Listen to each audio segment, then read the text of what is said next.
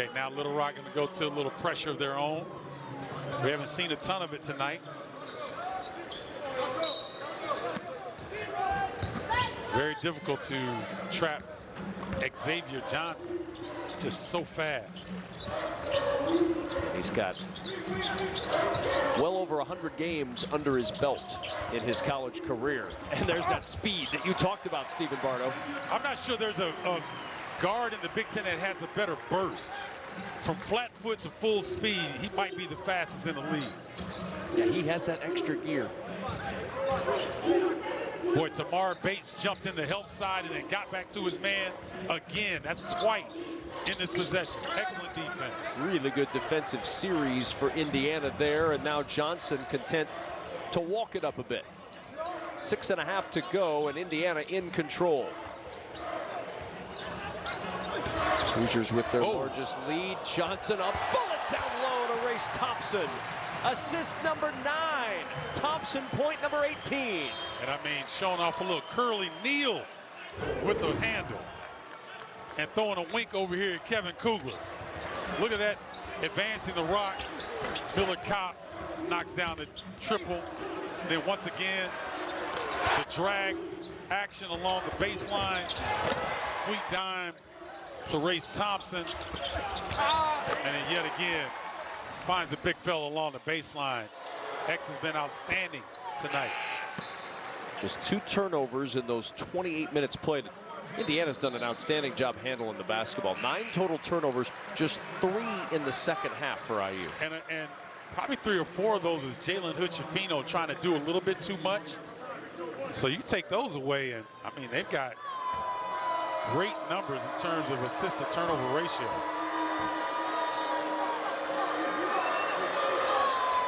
For those who are following along at home, Xavier Johnson, 9 points, 9 assists. He has 3 double-doubles with IU. His last came at Purdue in March of last year. Looking for assist number 10, and Race Thompson providing it for him. Yep.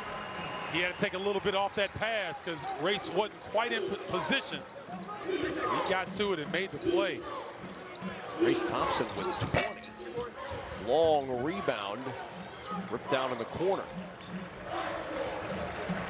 Thompson's career high, 22 from a scoring standpoint against Providence. Thompson turning the corner on a little bobble. Thompson thought he was going to get his first assist. Geronimo. Oh my goodness. Geronimo with block number 11 for IU. Man, he's got some quick ups. Man, watch this timing on this block. Beautiful swat. That's number 5 for Geronimo tonight, tying his career high, which he set against Miami of Ohio on Sunday. Yeah, he's locked in on this end of the floor. And, you know, he can carve out a nice little roll off the bench. Well, we've always known what a great athlete he was. 40-inch vertical leap. Everybody always hears those numbers when guys come in. But he's showing it off tonight. He's flying all over the place. He sure is. And the thing is, I mean, he's shown now that he's comfortable shooting the 3. He can do work in the post as well. But Schifino working inside. He's got 9. I love that decision. Bigger body, smaller defender. No need to rush anything. No need to put your shoulder in. Just go up off the glass. Nice decision.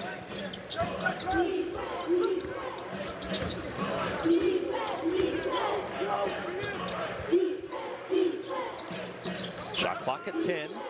Gordon, tough fade away. Short rebound, Hood-Schifino.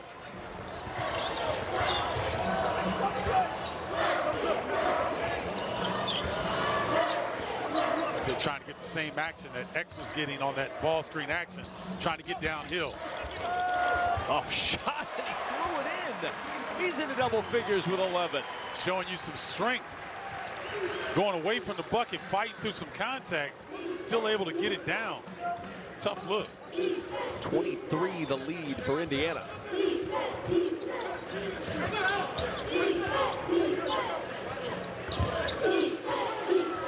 DJ Smith uncorks the air ball, and that'll take us to the under 4 media timeout.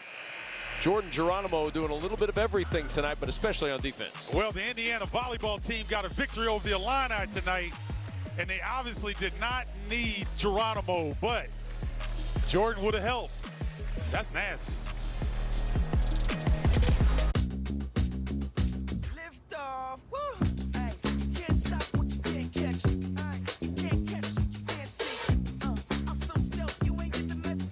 'Cause I ain't wanna fail, ain't no plan B.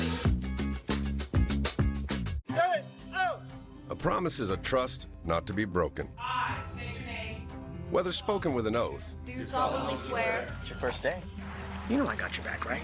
or sealed with a pinky. In 1922, a group of soldiers launched USAA with a promise to take care of their own. And after 100 years, we're still taking care of the military community. That's our mission. Always.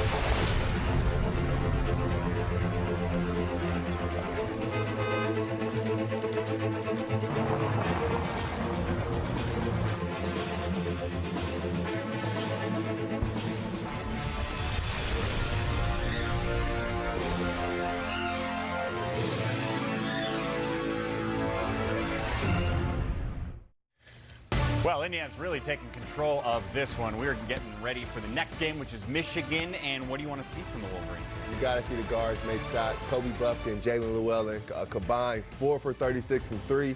That's not going to get the job done. I want to see 40 minutes of defense. They showed in the last 8 minutes of their last game. I want to see them be intense and aggressive on the defensive end. That game comes up next. It's Michigan against Jackson State. But we got 3 minutes and 39 seconds left of Kugler and Bardo fun. Gents?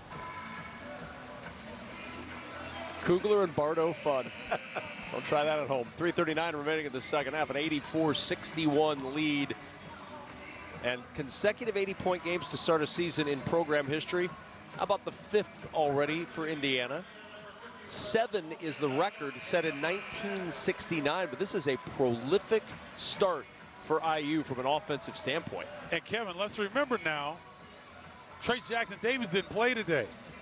Malik Renew got banged up a little bit. He's not played his normal minutes, got in foul trouble, and yet Indiana still with this offensive production.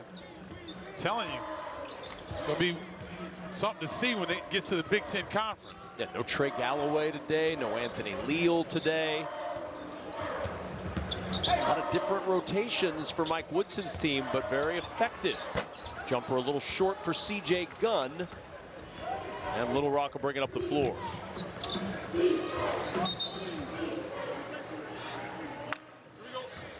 3:13 to go in this one.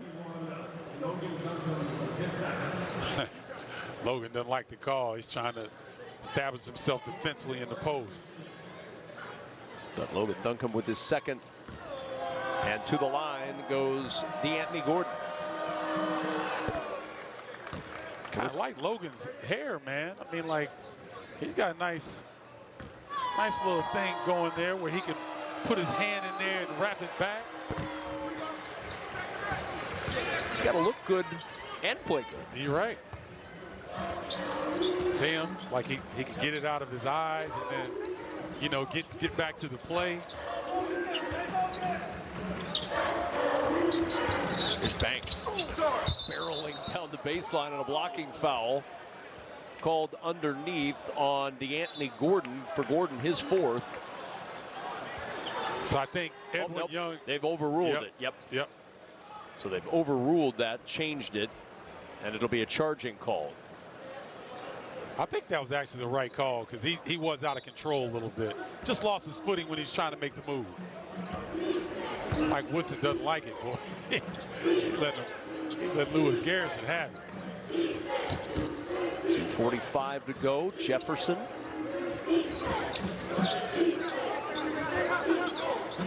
Smith will launch again. That contested three won't go, and the rebound saved by Caleb Banks. Nice job of Hood Schifino coming back and helping Banks out. And then he lost it. Turnover to Walker. Walker to the other end. Bumped, and he'll go to the line for 2 free throws. We talked about these two coaches. They coached together with the Knicks from 2012 to 2014. Darrell Walker, 10-year NBA career. Mike Woodson, 11-year NBA career. Of course, Mike Woodson, head coach of the Knicks, head coach of the Hawks. Darrell Walker, head coach of the Raptors, head coach of the Wizards, head coach of the Mystics, WNBA. Yeah, Darrell Walker's been everywhere. I mean, he's had a plethora of experience. And it was fun talking to him today and trying to ask him, like, how did a all-state, all-American guard get out of the city of Chicago and make his way all the way to Fayetteville, Arkansas, play for the Razorbacks? And he had a great story. And it's always fun to catch up with these guys, Kevin, because they got stories for days now. They do. Yeah, his high school coach played an integral role in him leaving the city of Chicago and looking elsewhere to play college basketball. Worked out well. Yes, it did. And especially in that era, a lot of kids in Chicago and the state of Illinois wanted to put on that Blue Demons, that DePaul Blue Demons jersey. Right. Coach Meyer had him rolling then. Sure did. And they had the national TV exposure that you didn't get then that you do now with the Superstation. That's right, WGN. They were the Cubs of college basketball. Yep. Well, he's done a lot of things, has Darrell Walker. I'm not sure that he has ever spent Thanksgiving Day eating at the University of Indiana, but he will tomorrow. Indiana, and it's a great thing. It just goes to show you the sportsmanship that happens off the court. So thankfully nothing happened on the court that would put a damper on this, but Little Rock's going to stay in town tomorrow, and Coach Woodson and the IU Hoosiers are going to feed Thanksgiving dinner and join them for Thanksgiving dinner tomorrow. All the team will get together, both teams, and they'll have a big Thanksgiving meal here in Bloomington. That's what it's all about, right? These guys get a chance to sit down and give thanks and eat well and hopefully learn more about each other. You know, spend some time around other guys. You know, you like your teammates, but that's a rare opportunity to sit down with an opposing team and chop it up a little bit over some good food.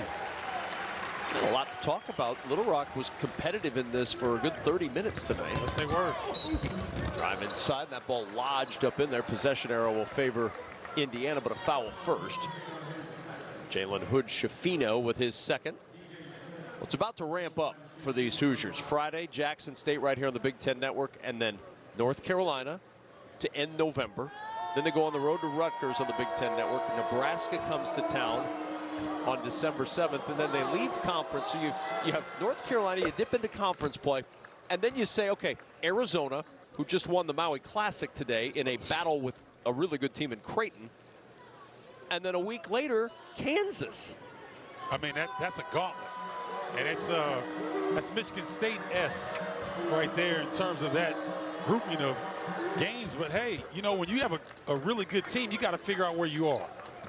You go out and play other national powers, and you learn very quickly, like the Illini have, like Michigan State has.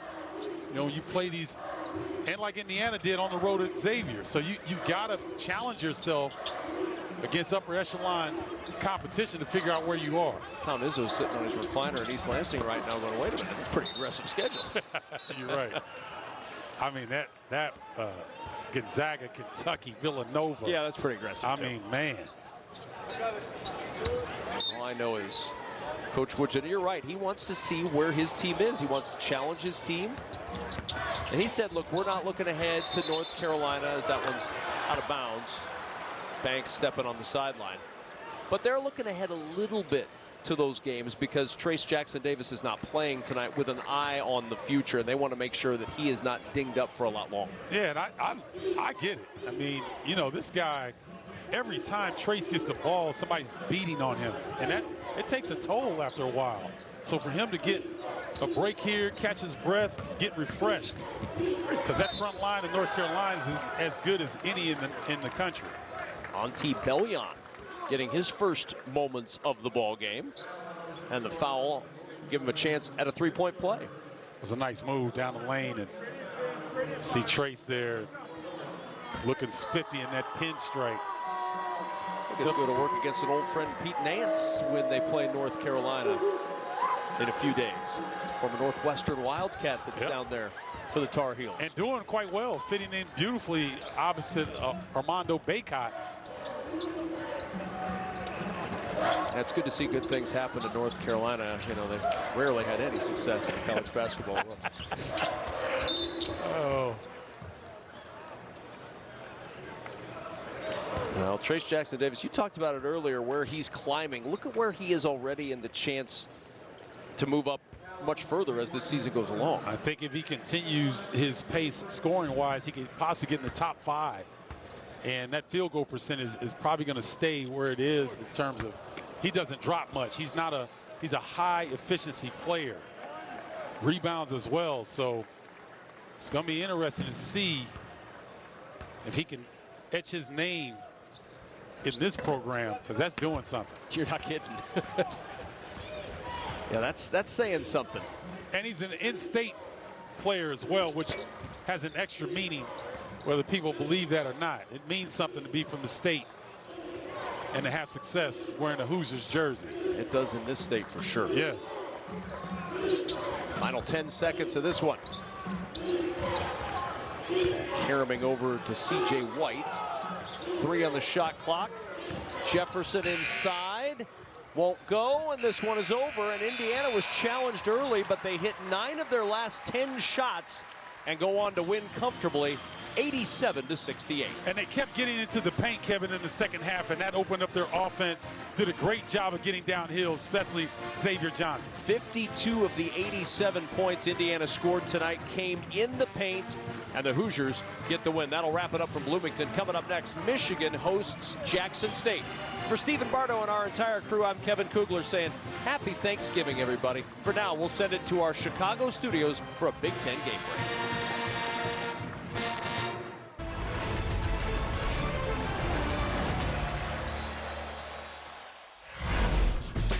Getting ready for Jackson State and Michigan. Terrence Williams. Well, he can get you a couple boards, can't he, huh? Nice on the glass for Michigan this season. The team is off to a 4-1 start. Had a close one in their last game. We'll preview that in just a second. But in the meantime, Rafael and Trey join me, Mike, here in our Chicago studios. Instant thoughts on Indiana, the win without their star player. We talked about in the first half, they go 1 for 7 from 3, couldn't make shots. Everything was inside oriented, post dominant. That second half, the guards came out and played. Xavier Johnson goes for 7 points, 8 assists in the half. Hood Shavino starts to score the ball. Miller Kopp starts to make shots. They end up going 5 for 10 from 3 in that second half. And that's who Indiana's going to have to be. Throw the ball inside, but once it comes out, those guards have to be productive and they have to make shots. Yeah, it's tough. When you're going up against a Little Rock, Arkansas team that really likes to push the pace and play fast, that's their advantage. And then Indiana, they really are better in the inside game. You have to give that give and take. But I thought Xavier Johnson did a good job of pushing the pace in that second half, finding shooters. I thought there was some opportunities in the first half where they forced Little Rock, Arkansas to some tough shots, but they didn't push the pace. They kind of walked the ball up the court. But I think in the second half, when Xavier Johnson really pushed the pace, got into the paint, found guys, he had 10 assists on the night. I think that was the difference. And it's a little bit like last season towards the end of the year when you got to the Big Ten tournament. When Xavier Johnson plays his best basketball, when he's able to play fast, get in transition, that's when that's when they're at their best. That's when they're able to get out and run, get some dunks, and play fast. Hoosiers improved to 5-0 on the year. Our next game, as we mentioned, is Michigan. And the last time they played, they struggled, had to go to overtime before they got the win against Ohio. It's Jackson State today. How worried are you about the defense of Michigan, which was really good at the end of the game yesterday, but on the season has been a little disappointing? Yeah, that last game, what I was really happy to see, though, was the fact that Michigan didn't go to zone. A lot of times when they've struggled with their defense, Coach Howard has to revert to zone, but they stuck with that man-to-man defense. In that last 8 minutes of that game, they did a great job of forcing turnovers, pressuring the basketball, being a little bit more dysfunctional on the defensive end. But I think we mentioned earlier, I think it's the guards, right? Jalen Llewellyn, Kobe Buffkin. Can those guys knock down shots? Because teams are starting to watch film, and they're going to start going under on those ball screens. So I want to see them be more aggressive and confident and assertive in knocking down those shots. And this is my 3rd time saying this tonight. Kobe Buffkin, Jalen Llewellyn are shooting 11% from the three-point range. And when you have a big Hunter Dickinson that's so dominant inside, they're just going to sit in his lap. They're not going to let him score. They're going to double, triple team him and leave you wide open. It was a point in the game against Ohio. They just straight up stop guarding Kobe Buffkin. And he would catch it, just put it over his head. He wouldn't be a player. Those guards are going to have to be able to score the ball, make shots perimeter. But like you said, the ball pressure defensively, it has to be picked up. They got to be disruptors on the defensive end and bring that type of energy. One player to watch, I think, is Joey Baker. I think he's earned some more minutes. I think he's been good on the defensive end. He's a guy that can knock down perimeter shots, and Michigan has been struggling to shoot the ball a little bit. So I expect him to kind of be an X factor here tonight. Baker's made 8 field goals on the year. 7 are three-pointers at this point in the season. Also a good chance to see Jet Howard, the second leading scorer among freshmen in the Big Ten this season. He's had some really great flashes of excellence this year. And something to keep an eye on, a little statistic as you watch this game. Hunter Dickinson has 19 double-doubles in his career. That is tied on the all-time Michigan list with Juwan Howard. All time. We will be back here at halftime, but Trent Meacham and Jason Ross Jr. have the call of the action from Ann Arbor. Enjoy the first half.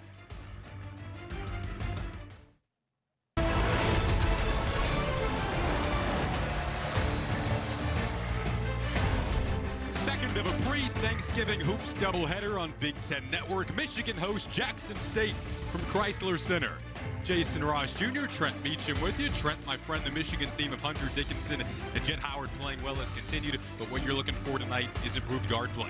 No question, those two have been as advertised, but the trio, Kobe Buffkin, Jalen Llewellyn, and Doug McDaniel off the bench, all in new roles or a new setting, and struggling from the outside, 5 for 43 combined from 3. I expect that to improve. This is a key night for them. They have some big opponents coming up, Virginia, Kentucky. Can they get going? See that ball go through the hoop? Big night for them. On the lineup side of things, nothing changes for Michigan. Jackson State, we're expecting Romel Mansell to have that tough task guarding Hunter Dickinson. That's a tall, tough task for Mansell for one man alone. I expect them to send 2, maybe 3 defenders at times on Dickinson. And what's that going to do? It's going to open up those threes for the other guards. Jackson State's going to go up and down. Should be a good matchup. Officials tonight, Lamont Simpson, John Floyd, Tariq Lucas. And as Trent mentioned, critical game for Michigan to establish that rhythm before they have a couple of very tough non-conference opponents on the horizon in Virginia and Kentucky. Coming off the overtime escape against Ohio on Sunday. And same starting lineup as that Sunday matchup against the Bobcats. You see Dickinson trying to establish the position early. About 3 inches on Romel Mansell. Opts to kick it out. Jet Howard a 3. Bit strong. Howard's taken at least 7 threes in all but 1 game so far this season. Kind of been the lone bright spot from deep for the Wolverines. Couldn't connect on his first attempt. The great find from Hunter Dickinson just didn't go down, but they're going to have those looks all tonight. Romel Mansell, again, has a tall task and a really nice fadeaway off 1 foot to break open the scoring tonight. And that'll be an interesting matchup. Hunter Dickinson has almost 70 pounds on him, but Mansell has some quickness, so very different looks on each side. Mansell also athletic, former volleyball player at 6'9", so he's got the vert to go along with the height. The fadeaway from Terrence Williams, the second, came up short. It was a quick start for Ohio against Michigan on Sunday, got off to a 13-6 lead. The Wolverines hope to start faster today.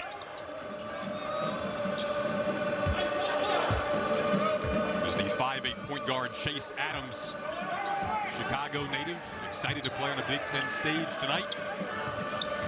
Shot clock within 10, triple try, made and partially deflected, and the rebound to Buffkin.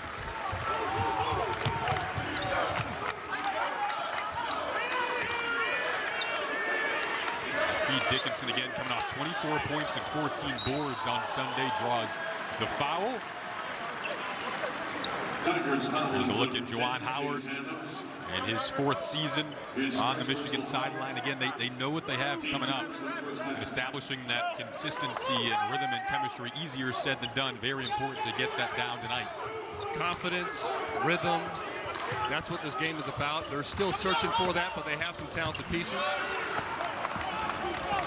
This is what Jackson State likes to do. They want to push it. Trace Young is a really good player Couldn't get his first field goal attempt to go, and back comes Jet Howard for the Wolverines. Dickinson, we've seen his game expand to that three-point line, knocked down a tray against Ohio, well off the mark there.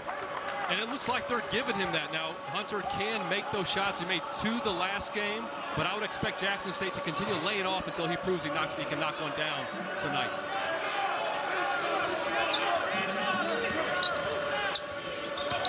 Mansell's already knocked down one mid-range jumper. Again, the shot clock inside of 10. And Adams couldn't quite get the shooter's roll. Tapped out, though, by the former volleyball player Mansell. A block down low from Dickinson. This will stick with Jackson State.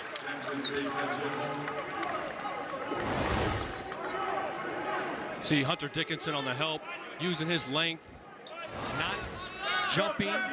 Great shot blockers wait to jump second. Just good awareness there from Dickinson. 14 straight road games to begin the season for Jackson State. Coach Lowe said they're on tour. Right, they're on tour. The word breaks that we're on tour. Only one home game in the first couple of months. A little pirouette in the backcourt there for Jet Howard. Trying to work his way to the paint, draws a foul. Mo Williams on the Jackson State sideline, not happy with that last call. First season for him at the helm for JSU. He's a Jackson, Mississippi native. So happened to be back home several years in the NBA. Pretty good running mate for LeBron for a few years there. With the Cavs, yep. Had a great career. He's crossed paths with Juwan Howard a number of times at the NBA level. Those two never played together, but played several games against one another. Mo Williams called Juwan Howard the OG. We talked to them earlier. A lot of mutual respect there. Dickinson again directing traffic. Extra feed, a pretty extra pass. Turns into a tray for Llewellyn. That's a great sign. You can see Jackson State playing kind of a cat and mouse game with Hunter Dickinson. You make that cross-court pass up the good shot for a great shot. Good ball movement and spacing. Jalen Llewellyn had somewhat of a rough start from deep this season. Missed his first 11 attempts. Knocked down a couple, though, on Sunday. Here's another transition triple. That's around and out. Terrence Williams the second. So good to see Llewellyn getting back into the rhythm from deep. Pull-up jumper is down for Adams. I think for Terrence Williams the second, that's a shot he can get anytime. You know Jackson State wants to play up tempo, so he doesn't need to force it. The ball will come back around him. He can take that. Now, if you're Jet Howard, I'm okay with that. He's been shooting the ball well. You want him being aggressive. Just didn't get that one to go. A foul call on the trip. We've talked about the ball movement for Michigan. It all starts with the big fella. You see them jumping back and forth. Great cross-court feed. Another swing to Jalen Llewellyn. Terrific sign for Michigan, knocking down shots from these perimeter players. And Hunter Dickinson at 7 feet tall, he can see over the defense. That's a direct bullet pass. It's easy from there. Trace Young able to get that lefty shot to go. The Jackson State team still in search of their first win under Mo Williams, but they've scored some points so far, coming off a 94-91 loss to Arkansas Little Rock.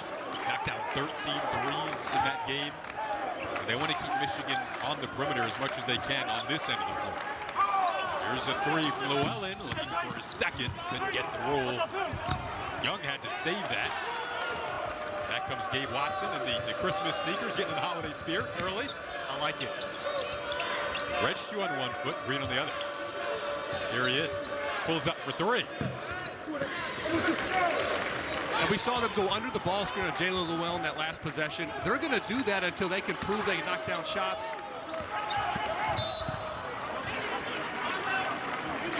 Jet Howard tripped up. Been an interesting start to this one. Several fouls, 6-3 start for Jackson State.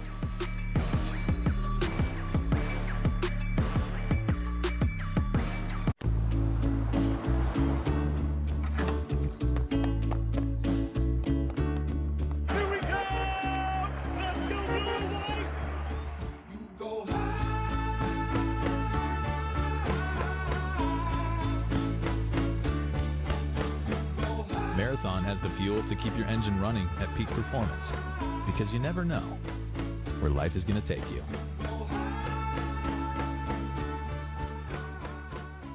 Does your business need quick, competitive financing for heavy machinery, trucks, or other equipment? Currency is here to help.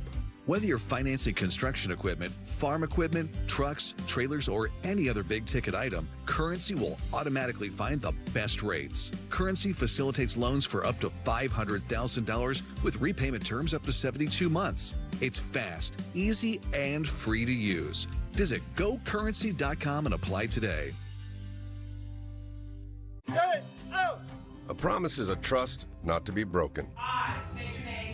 Whether spoken with an oath Do solemnly swear. It's your first day. You know I got your back, right? or sealed with a pinky. In 1922, a group of soldiers launched USAA with a promise to take care of their own.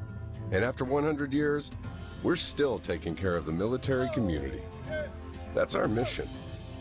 Always. With the Game Time app, I paid 60% less than this guy. What? And it's not just sports tickets. It's also concerts. Performances, too!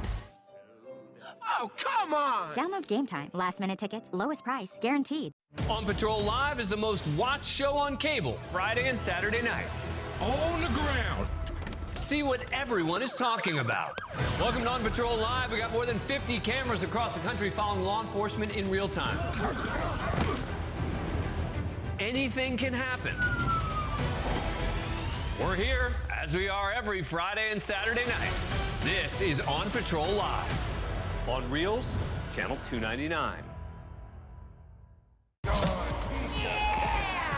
Nice. What? With the Game Time app, I pay 60% less than this guy. 60%? Game Time finds you the best last-minute deals and guarantees the lowest price. Download Game Time now. Nice shirt.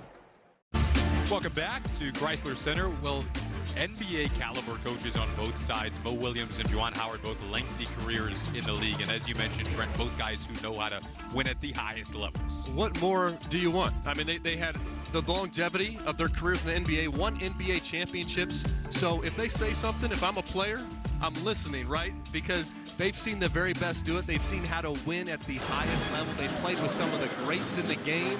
I mean, Mo Williams was LeBron's running mate for a handful of years. So they've seen it all, and what better leaders to have for these young men. Buffkin a three out of the break. You talk about coaching those out-of-timeout plays. So key to try to get some offensive momentum rolling here. Yeah, I think Jackson State went to a zone there, and he just found that soft spot in the zone. Another big, big shot for a player like Kobe Buffkin to knock down. Juwan Howard, 19 years as a player in the NBA, 6 as a coach. Mo Williams, 13 years as a player in the NBA before embarking on his coaching career. That's tapped out of bounds, went off a Jackson State player. The Wolverines will get this back. And Williams II took that challenge head on. Out of the timeout, they went at Trace Young on the elbow, kind of an NBA set, and Terrence Williams stood him up. Great defense. Another extra pass. Williams thought about it. Nice patient offensive set here. Ultimately, they find Dickinson. Going to work against Mansell. Didn't see the double there, but we expect Jackson State to come with doubles, maybe even triple teams, as we've seen throughout the season so far against Dickinson. It looks like they're feeling it out a bit, maybe coming on the dribble. They did it that time. There, Mansell again, finding that sweet spot on the ball screen defense. Michigan's icing it, trying to force it to the side, and he just stayed there. Hunter Dickinson's in the paint and knocking down a shot. Michigan might need to adapt a little bit ball screen defense. Mansell has nearly 4 points in 6 minutes. Terrence Williams II this time does take the three, and Dickinson's there on the putback. See what they call here. Looks like it is going to be a foul on Jackson State. Now, Hunter Dickinson is a load to box out. Trace Young might be giving up close to 100 pounds here. And that's a tough task for him. And see Hunter just keeping it high. Just couldn't get it to go. Not often you see kind of a guy get wrapped up from the player in front of him like that. That's what you have to do. Well, for the biggest Michigan experience, there's no plus like home. The Big Ten Plus app powered by Big Ten Network. Your favorite Wolverines content, streaming and on demand, plus iconic games and exclusive events only. The Big Ten Plus app. Download and subscribe now. Speaking of iconic games and events, there's a big game in Michigan athletics this week, going up against Ohio State. Football on Saturday. Right now, fans hoping for a little pre-Thanksgiving hoops victory to make the food taste a little better tomorrow. Food always tastes better with the win. But yes, they don't get much bigger than Ohio State, Michigan on the gridiron. Long three from Young. Into the hands of Bufkin. And a pull-up from Bufkin. Good strong Michigan, not afraid to fire away from deep early on in this one. 2 for 9 start from 3. You know, I want Bufkin to be aggressive, but again, I think that's a shot he can get any time down the court. Let the ball see some different players. Let it work inside and out. See different sides of the floor, and then step down and knock down that shot, especially when you've been struggling shooting the ball. Terrace Reed has checked in for Hunter Dickinson down low for Michigan. Nice job to split his way out of traffic there from Llewellyn. And there Bufkin had the open shot, and he was hesitant. That's the shot I want him to take. A foul called on the Wolverines heading back to Jackson State. Just a 2 of 11 start from the field for Michigan, 4 of 13 for Jackson State. So defense kind of owning the night early on in this one in Ann Arbor. As we talked to the coaches this morning, Jason, they mentioned keeping the ball in front. And both teams have done a good job of keeping the ball in front, eliminating penetration. We see Doug McDaniel come in, and he's a guy, though, speaking of that can be difficult to keep in front. He's got to use his speed to his advantage. Yeah, that was an emphasis in practice over the last couple of days for Michigan on the defensive side. Opponent shooting over 40% so far against them. Already see Terrace Reed Jr. getting out there a little bit higher on ball screens than Hunter Dickinson. Forcing a tough shot for Trace Young, but knocks it down anyway. He's their second leading scorer, averaging 15 points per game. Ken Evans is the leading scorer at about 18 per game.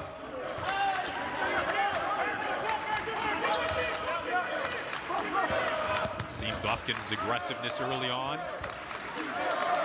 Decisive is a word I like to use for Kobe Bufkin. Be assertive, be decisive in the decisions he makes. Terrace Reed, another young player, goes to the hook and gets a nice touch there. Off the rim and in. Impressive footwork, impressive touch. He had about 3 guys on him. I thought maybe he should kick it out, but nice finish from the young big fella. Bufkin, McDaniel, and Reed. All a few of the younger players trying to gel on this Michigan team. Outside of 3, goes down for Gabe Watson. First one for Jackson State on the night. Been a competitive opening, nearly 10 minutes of this first half in Ann Arbor. And Michigan coming off the overtime escape against Ohio on Sunday. Trying to get off to a faster start today. Doug McDaniel drains a big 3 to knock the game up. Did he have a few words for the bench there, right in front of the bench? He might have. Nice shot. And Jett Howard, as a playmaker in ball screen situations, he's impressed me. I know he can knock down shots, but that's big for this team if they can use him as a playmaker as well. Now here's McDaniel's speed in the open court. Opts to pull up. Couldn't get it. Reed on the follow. This is going to Jackson State. Terrace Reed Jr., his first touch of the game, showing the footwork, showing his size and touch. That's a really impressive move from the freshman big, getting it done.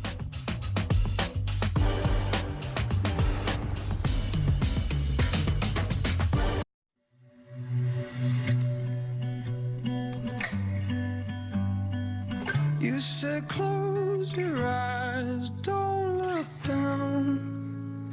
Fall into me, and I'll catch you, darling. We'll dance in the street like nobody's watching. It's just you and me, and the song. Celebrate every kiss. Get financing that fits your budget with low monthly payments. You're helping her study for a geography test. When a burger with steak, butter, and bacon sounds like the best, she's about to find out you can't read a map. Hey, Sonic steak, butter, bacon, cheeseburger. Sonic. Buying a home? Rocket Mortgage will cover 1% of your rate for the first year at no cost to you, saving you hundreds, even thousands with Inflation Buster. That's more mini vacations, a lot more lattes, more date nights. Plus, if rates drop within 3 years of your home purchase, you get exclusive savings when you refinance with Rate Drop Advantage. That's more cash in your pocket. Save when you buy today and refinance tomorrow. Visit inflationbuster.com to get started. Oh,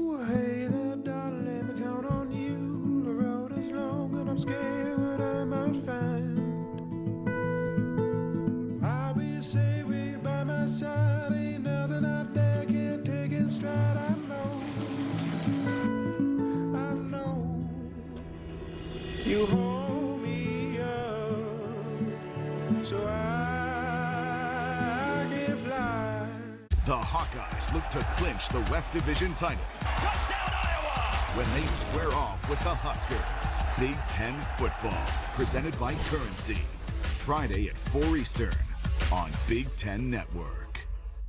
Come out, you have been waiting long enough. You'll only hear the knock, knock, knock of your own heart, a signal. And this is all we need. This is the day, no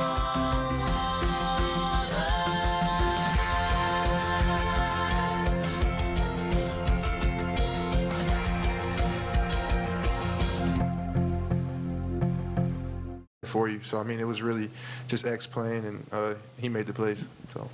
And tonight, the three guards, Jalen Llewellyn knocking down a three, Kobe Buffkin another, and then Doug McDaniel off the nice feed from Jet Howard. These are big shots for these guys to see the ball go through the rim. That is significant for Michigan.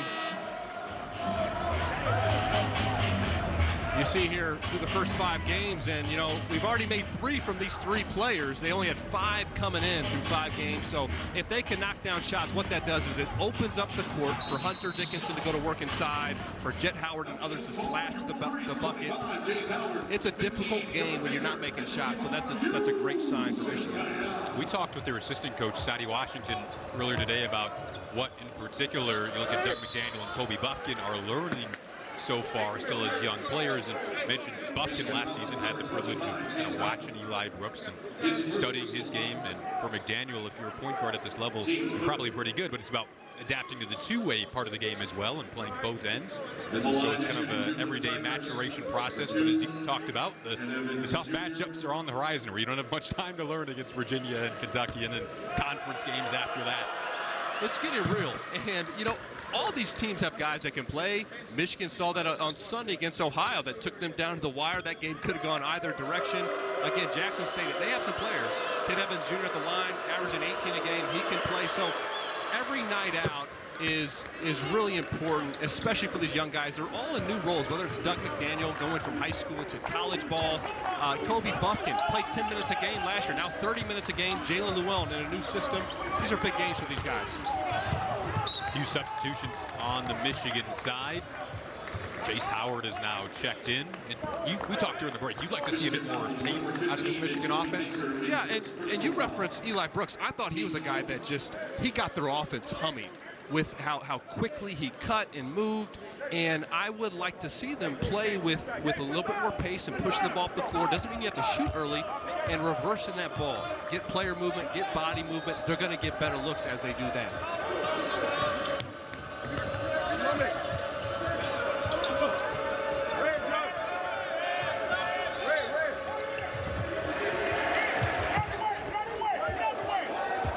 Jackson State group off to a good start.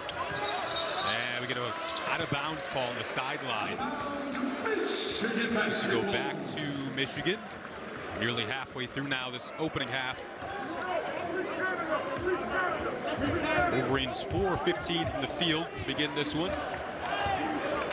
And we'll see without Hunter Dickinson in here, where are they going to go? I think these are important minutes to different players have to step up and kind of take it to them and not just defer. We got Yusuf Hayek in now as well, along with Joey Baker and Jace Howard. Baker, one of the 2 grad students on the roster. Terrace Reed tried to kick it out. 6 on the shot clock now for Doug McDaniel. Tried to create himself, had it poked away. Michigan, one of the cleanest teams in the country so far, but this will turn into a foul called on Jackson State. So the Wolverines get this back, kind of escape some danger there after the turnover. Yeah, Joey Baker, great job of stepping in here and getting set. Maybe Jason, he's sliding in there at the last minute, but he's outside the restricted area. And you know what? I think he did a good job. That takes some guts to step in there, a guy going full speed. Hunter Dickinson went to the locker room briefly, just came back to the court. It's good to see him back on the bench for Michigan. Not quite sure why he went back to the locker room. You see the speed burst from Doug McDaniel, able to tie the game up at 15. He's pretty juiced up after that bucket. No Jet Howard, no Jalen Llewellyn, no Kobe Buffkin. Doug McDaniel, I think, has got to be the guy that's looking to be aggressive. You see him fall asleep there on the defensive end. Nice cut from Chase Adams. And that's what Sadie Washington talked about, being a two-way player. He makes a terrific move. McDaniel does on the offensive end. Fell asleep, his man cut back door for an open layup. 5'8", Chase Adams made him pay at the opposite end. 3 from Jace Howard goes down.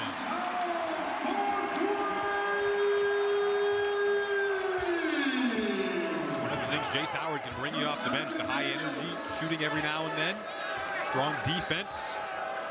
I liked what Jace Howard brought last year in terms of energy and his defense. Now this year he's 3 for 4 from 3. Small sample size, but it's a good sign. Chase Adams somehow was able to get that shot up to at least the rim without it getting blocked. Joey Baker out of traffic. Harris Reed has some height here on Trace Young. Opts to kick it out. McDaniel a 3. Say Hayek stepped out of bounds there. Doug McDaniel, freshman point guard. You see him using the burst, getting to the bucket off the Horns action. And then off the ball screen, Horns action again, pick and pop to Jet Howard. Good looking shot.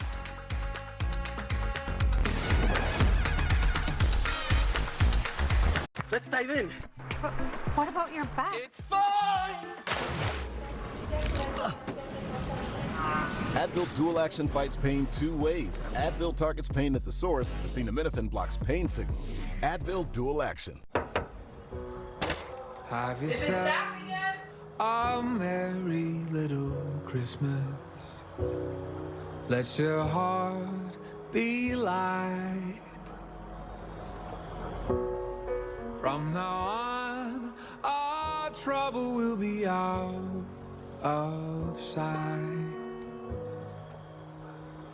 Unlike the other guys, T-Mobile has Price Lock. Switch now and we won't raise the price of your talk, text, and data.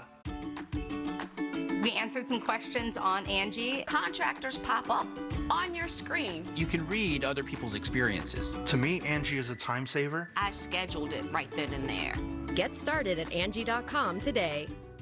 When you refer a friend to Dish, you each pick a reward. As for what you do with it, the possibilities are endless. What would you do with $100?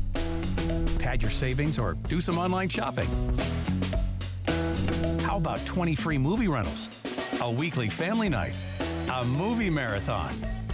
With $100 in smart home products and services, you can see who's at the front door from your phone or tablet. Simply go to Channel 909 to get started. And for a limited time, get Dish Gallery free for 3 months when you refer a friend. They'll enjoy everything you love about Dish, like recording up to 2,000 hours and 16 shows at once. And having live TV, streaming apps, and over 80,000 on-demand titles all in one place. Plus, Dish was ranked #1 in customer satisfaction with TV service nationally by J.D. Power and our customers for the 5th year in a row. Go to Channel 909 to get started today. We mentioned Hunter Dickinson left the floor momentarily. So look at one of those collisions down low that he took. Came up grimacing a bit. Fortunately back on the sideline now, kind of getting stretched out. Doesn't look like he's in incredible pain or anything at all, but maybe just, something's a little tight. I'm not sure if he hip flexor, just trying to loosen it up, warm it up, stay loose. Hopefully we'll see him back here tonight. He looks pretty good, Jason. Only returning starter for Michigan this season now for a 3rd straight year, leading the group in points and rebounds. You and I talked about how he's really, when he came in, had such a good anticipation of the game from a passing standpoint, and how that's developed over the years. Now he's on the mentor side of things. After you think in the past, he was kind of the one learning from Austin Davis when he first came in. Now he's teaching guys like Terrace Reed, who's on the floor right now. It's funny to see the role shift over the years. Oh, yeah, and Hunter Dickinson came in as a freshman with a great feel for the game. It was pretty evident how he keeps the ball high, soft touch, good feet, a good awareness of spacing and finding his teammates. It was impressive as a freshman, as he's only improved in his first few years here as a Wolverine. Baker steps into a jumper, rattles out. Transition three at the opposite end goes down for the leading scorer on the Jackson State side of things, Colty Young. That's their game. Michigan's done a pretty good job of keeping them out of transition so far, but that's what Jackson State wants to do. We've seen this first step from McDaniel, so quick and so fun to watch. His change of direction. He's slowed down and changed his pace more tonight than I've seen. And when he slows down, then he can really use those jets as opposed to always going 100 miles per hour. You see him just patient.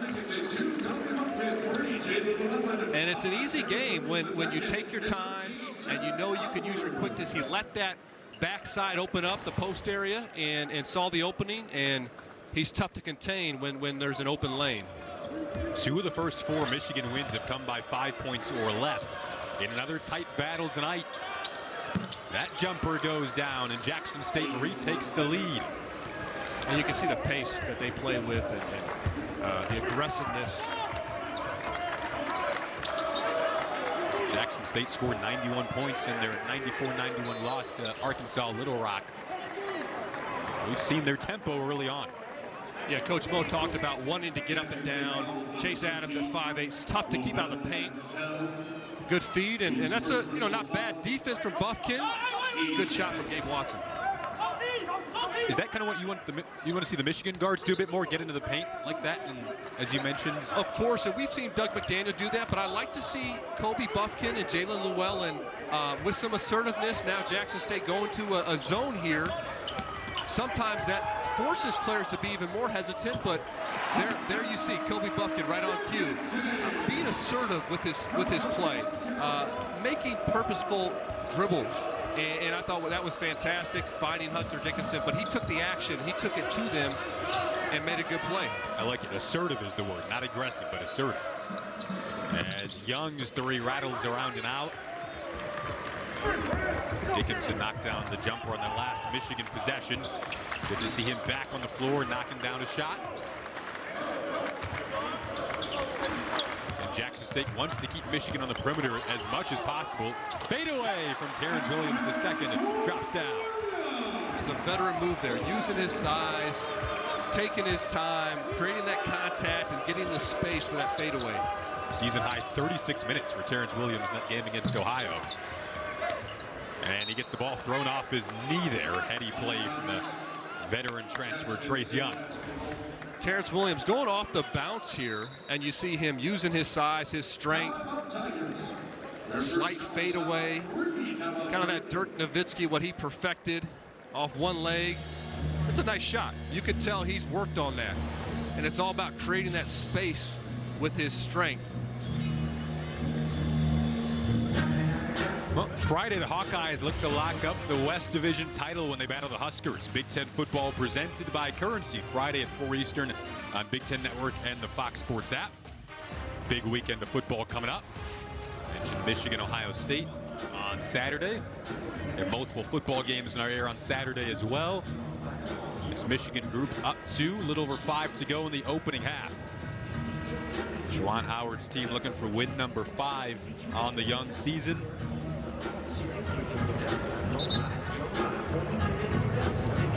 It's good to see Hunter Dickinson back in there, and they really haven't been able to get him going too much here early on. I think Jackson State's done a good job of giving him some different looks, keeping him off balance, and Hunter's also done a good job of finding the open man when they do bring the double. One Big Ten Player of the Week in that first week of the season. Jet Howard on the floor. He won Freshman of the Week that same week. Those two have been the consistent sources of offense. And the block from Dickinson. Excellent job defensively. Now back comes Buffkin looking to take advantage. Draws a foul.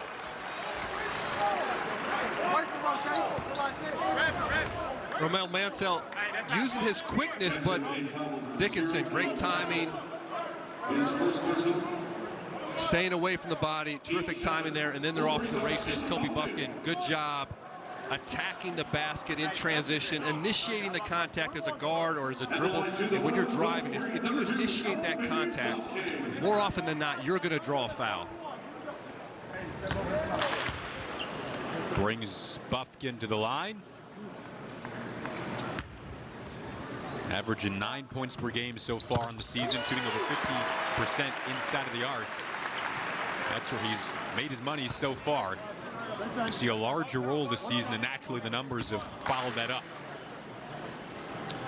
And Kobe has a craftiness to his game. He plays at different paces. I think he's still figuring out how to be most effective for Michigan. And he's a player I expect to only improve and get better, gain confidence as the season goes on. Nice lob to Trace Young there.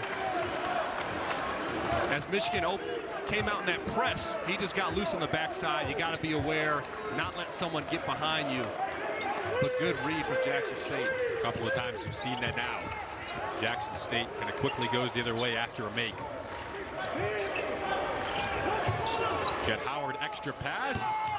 Llewellyn's three off the mark. Taps up into the hands of Williams the second, using the shoulder to draw a foul. Trace Young on the finishing end of this alley-oop from Gabe Watson. Nice feed, nice finish. You can see Michigan, they're a bit discombobulated, Jason. They were pressing for the first time, got up there playing 94 feet of defense, and just lost track of Trace Young on the backside. But good read, good pass and finish. And a lot of mutual respect between these two coaching staffs. Yeah, I think Coach Mo talked about the fraternity of NBA brethren, and I think that's what got this game going. I think Juwan Howard wanted to help support HBCU and Jackson State, and it's good to see this game taking place. Here's Mo Williams in his first season as the head coach for Jackson State. Still looking for his first win. He's still looking like he can play a little bit. He told us he gets out there some. Every now and then. He could definitely play in his day, which wasn't too long ago. Lengthy NBA career that ended on a high note with a championship in Cleveland. Had a couple of stints with the Cavs. Now, can Michigan get a couple consecutive stops? That's really important. Can you string stops together? That's how you break away. This feels like a big time to do it. Three goes down. As Gabe Watson says, maybe not quite yet. You know, that's the ball gets inside. Everyone kind of, wants to move towards the ball. Now, Hunter Dickinson, he did not need help there, and you got to stay home on shooters. Buffkin opts to dump it down low late, and maybe Terrence Williams wasn't expecting that pass. 1 point edge for the Wolverines here in Ann Arbor.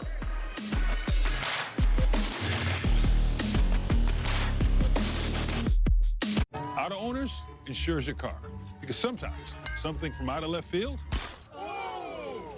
can literally come from out of left field. That's simple human sense. Ask your independent agent if Auto Owners makes sense for you. That is definitely him. Dude, that's just a guy taking a little break with a peppermint frosty. I gotta ask him. Hello. Hi. Mind if I sit? When it's Frosty time, choose wisely. Choose Wendy's new Peppermint Frosty. Moderate to severe eczema still disrupts my skin. Despite treatment, it disrupts my skin with itch. It disrupts my skin with rash. But now, I can disrupt eczema with Rinvoq. Rinvoq is not a steroid, topical, or injection. It's one pill, once a day, that's effective without topical steroids. Many taking Rinvoq saw clear or almost clear skin, while some saw up to 100% clear skin. Plus, they felt fast itch relief, some as early as 2 days. That's Rinvoq relief. Rinvoq can lower your ability to fight infections, including TB, serious infections and blood clots, some fatal, cancers, including lymphoma and skin cancer. Death, heart attack, stroke, and tears in the stomach or intestines occurred. People 50 and older with at least one heart disease risk factor have higher risks. Don't take if allergic to Rinvoq, as serious reactions can occur. Tell your doctor if you are or may become pregnant. Disrupt the itch and rash of eczema. Talk to your doctor about Rinvoq. Learn how AbbVie can help you save.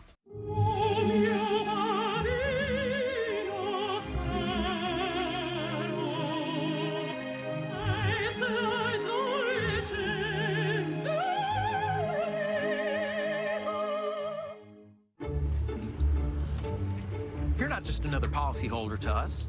We remember your name. Hi, Cheryl. Because it's your name. That's simple human sense. Ask your independent agent if auto owners makes sense for you.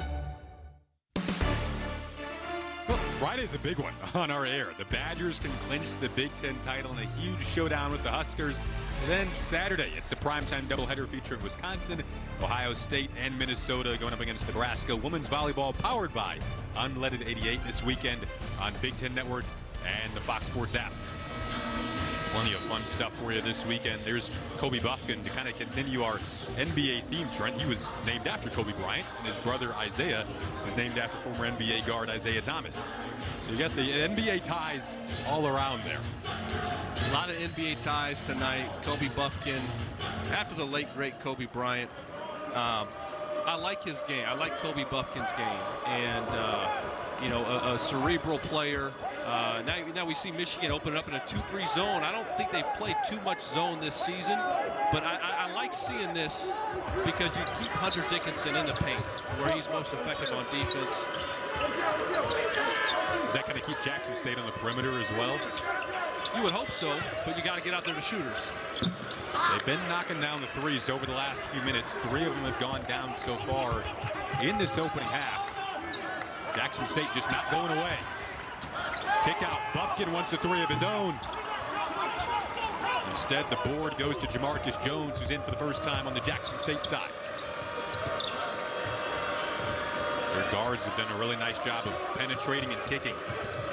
As Trent mentioned earlier, Chase Adams called for the travel, though maybe a little over anxious with the penetration that time. A little too quick there, yep. Chase Adams. Michigan, yeah, it's not easy to keep these quick, small point guards in front. They've done a pretty good job for the most part, sometimes even overhelping when I think that primary defender is still in front. And some of that is the chemistry. There's chemistry on defense, not just offense, that this team is still learning. Terrence Williams with 4 points gets a roll there. I'll tell you what, I've seen him be more aggressive. You know, getting to his spot. To the previous possession, he made a great drive and kick out to Kobe Buffkin, just didn't go down. But I like his aggressiveness, and just he's an experienced guy. His minutes have increased this year up to 30 minutes from only 15 last year. But they need him to be aggressive, knock down shots, and provide some offense for them. Flirted with a double-double on Sunday, did Williams. Drive from Watson. And Jones down low. They get a tie-up and a jump ball. This is sticking with Jackson State. Terrence Williams the second. A little bit of a different game, can be a little bit, you know, unconventional in some ways, and you see him getting to the free throw line, rising up. He has a little fade to his shot, which makes it effective. Heads up play. Michigan foul number 13, Jet Howard is first personal foul. They got Jet Howard with the foul there. That last Michigan bucket snapped a scoring drought of a little over 2 minutes. Jackson State hasn't scored in about 2 minutes. They get a second chance here at cracking that mini dry spell. Michigan trying to limit the second chance points. That was on the to-do list tonight as well. Instead of the final 2 minutes of this opening half.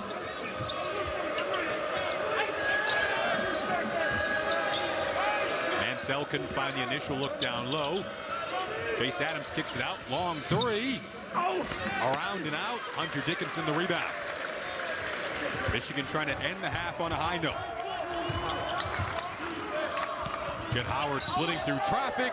A couple of bodies go bumping. Foul called on Jackson State, it appears. Jet Howard's a guy I like to see get going a little bit. I mentioned earlier, he's been very impressive to me in some two-man action with Hunter Dickinson. He's a scorer, a really good shooter, but he's got length and he's got some more ball handling ability, playmaking ability than I realized. And so they're in somewhat of a secondary transition, did a good job of being aggressive, getting into the paint, drawing the foul. Howard averaging 14 points per game on the season so far, but still in search of his first points tonight. Just 0 for 2 from the field. Able to get the roll there. Enters himself on the scoring sheet. Well, Friday, more hoops are coming your way when the Hoosiers host Jackson State. The excitement tips off Friday at 12:30 Eastern on Big Ten Network and the Fox Sports app. First of a Big Ten back-to-back for Jackson State. They got Indiana, tough non-conference schedule. It includes TCU, Texas Tech, Alabama. Mentioned playing their first 14 games on the road. They're on tour. They're on tour. They are on tour. They're having a Thanksgiving meal at the hotel tomorrow as a team before playing Indiana day after Thanksgiving. Michigan will have the Big Ten ACC Challenge against Virginia before going to London to play Kentucky.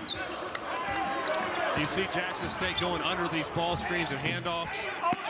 They're almost daring the Michigan guards to shoot, even though they've knocked out a few. I think they want to see them knock out a few more before they get more aggressive on ball screen.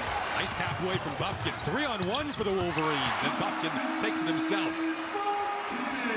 Kobe Buffkin, a nice veer step, getting into the defender on the transition, giving him space to finish that layup. This is the run that Michigan's been looking for. 6-0 spurt over the last couple of minutes.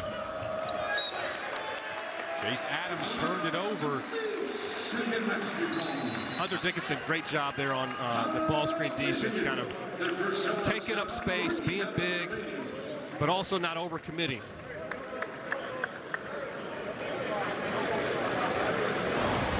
And Michigan with active hands here. Kobe Buffkin stunting and getting back. That's great defense. You watch the veer step, getting into the defender. Nice left-handed finish. Stunt and get back. Great feet, but also great hands. Nice finish from Kobe Buffkin. Nice two-way play from the young guard. Michigan has forced 3 Jackson State turnovers during that run that you see at the bottom right-hand corner of your screen. So turning defense into offense right now. Closing this half out well. 24 seconds to go. Michigan's not going to be a team that's wants 75, 80 possessions every game. They're not that type of team, but I do think when they get a defensive rebound, when they get a steal, they can play with a little bit more pace. Obviously, in a transition situation, that's the case, but I just like when there's energy to the ball, when there's energy to their movement. And Jackson State, they've been switching up their defenses, switching it up on Hunter Dickinson now with this 2-3 zone to close out the half. Jalen Llewellyn in now, but Buffkin and McDaniel for Michigan have combined for 14 points. Jet Howard, a step back 3. We knew he'd hit one eventually, did it in spectacular fashion to close out the half and put Michigan up double digits. Jet Howard, this is a pro's move right here. Shot fake, one dribble, step back to his right, falling out of bounds. That's not an easy shot. High degree of difficulty. Big 3 to close out the half from the freshman. You see Doug McDaniel, some others getting it going. Jackson State, though, they got some players, too, that can make some plays. Good action this first half. Michigan up by 10 heading into the half.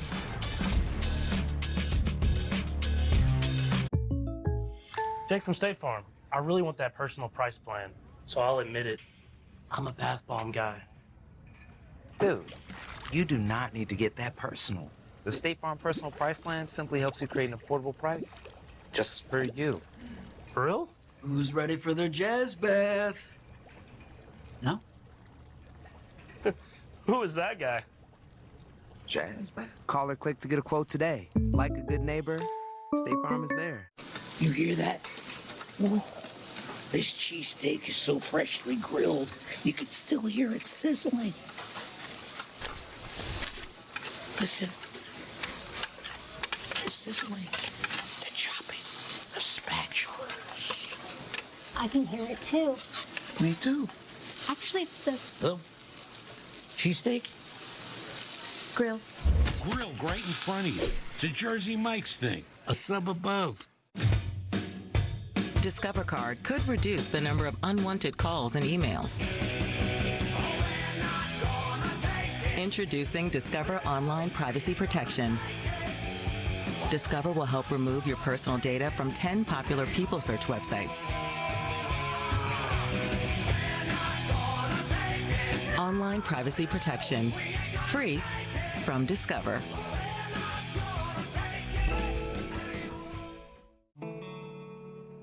My name is Austin James. As a musician living with diabetes, finger sticks can be a real challenge.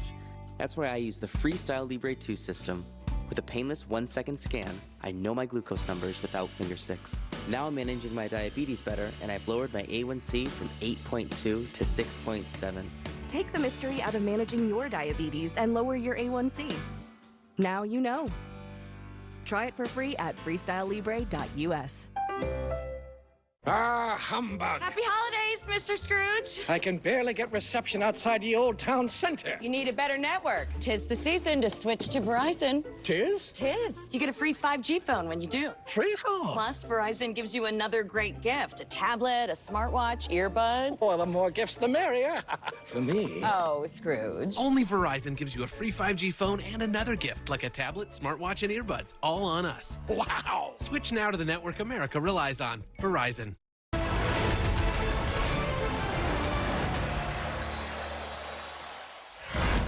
Well, Kobe Buffkin can do some little things. Nice all-around first half, 7 points, 4 boards, couple of assists, hit the 3 ball there.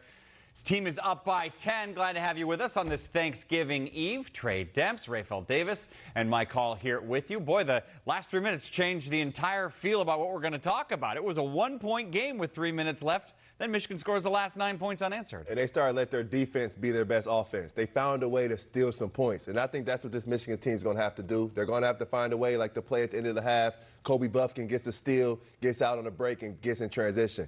These guards are going to have to be disruptors, get more than 1 steal per half, and be able to get on the break and get some easy transition points. And then they could flow and have a better rhythm offensively. But I still think 3 shot attempts for Hunter Dickinson in the first half.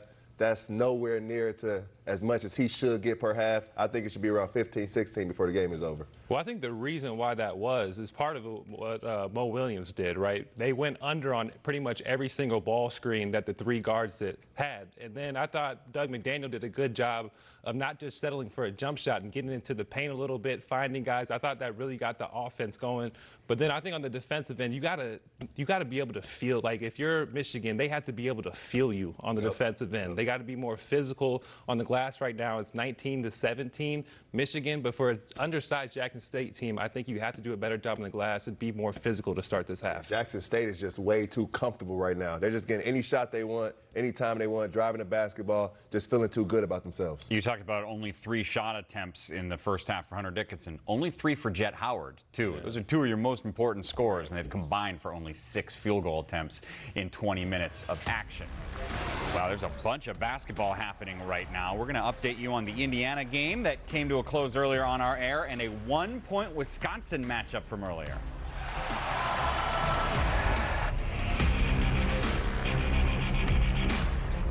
I'll be back in a sec. We can't wait forever. Oh, your nacho fries, please.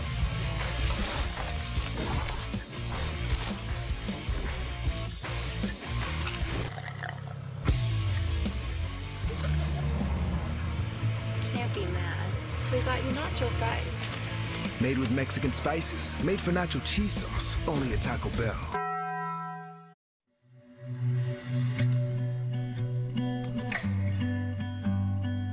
You said close your eyes, don't look down. Fall into me, and I'll catch you, darling. We'll dance in the street like nobody's watching. It's just you and me, and the song. Celebrate every kiss. Get financing that fits your budget with low monthly payments.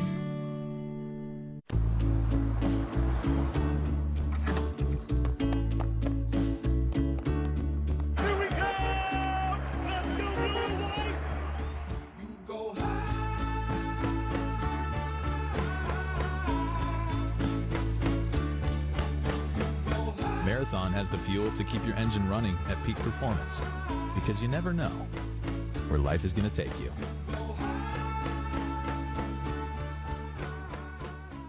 Look closely. This $50 Buffalo gold piece was the purest gold coin ever struck using .9999. That's 4 nines, pure 24-karat gold. The U.S. government had to stop production because of a shortage of specially made gold blanks. It's no wonder the price of that edition has gone through the roof. Now you can reserve your own copy clad in 14 milligrams of 24-karat gold. The final issue price was to be set at $50 per proof. But now this private non-monetary 24-karat gold-clad masterpiece can be yours for only $9.95. With gold up almost 500% since 2002, price can only be guaranteed for 7 days. Each new 2023 $50 gold Buffalo Tribute proof is clad in 14 milligrams of 24-karat gold, is proof struck, and utilizes the famous Buffalo nickel design. Strict limit of 5 proofs per caller. You must hurry. Call now. To order, call 1-800-816-3705. Strict limit of 5 proofs per caller.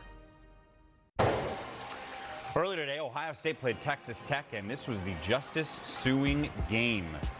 Trey, he did everything today. Yeah, he's really starting to find his rhythm. Coming off that injury, see with the emphatic slam there, he's going to be a key to the Ohio State success. He had 15 straight points for Ohio State in the second half. They really went to him to end the game. No one else scored a field goal outside of Justice Suing in the final 10 minutes. Career high 33 points for him. Good thing he's healthy, huh? 80-73, they beat Texas Tech. Wisconsin and Dayton in a close one. Tied at 39 second half. Tyler Wall, this is the only field goal he made all day. But he gets the whistle as well. 3-point play.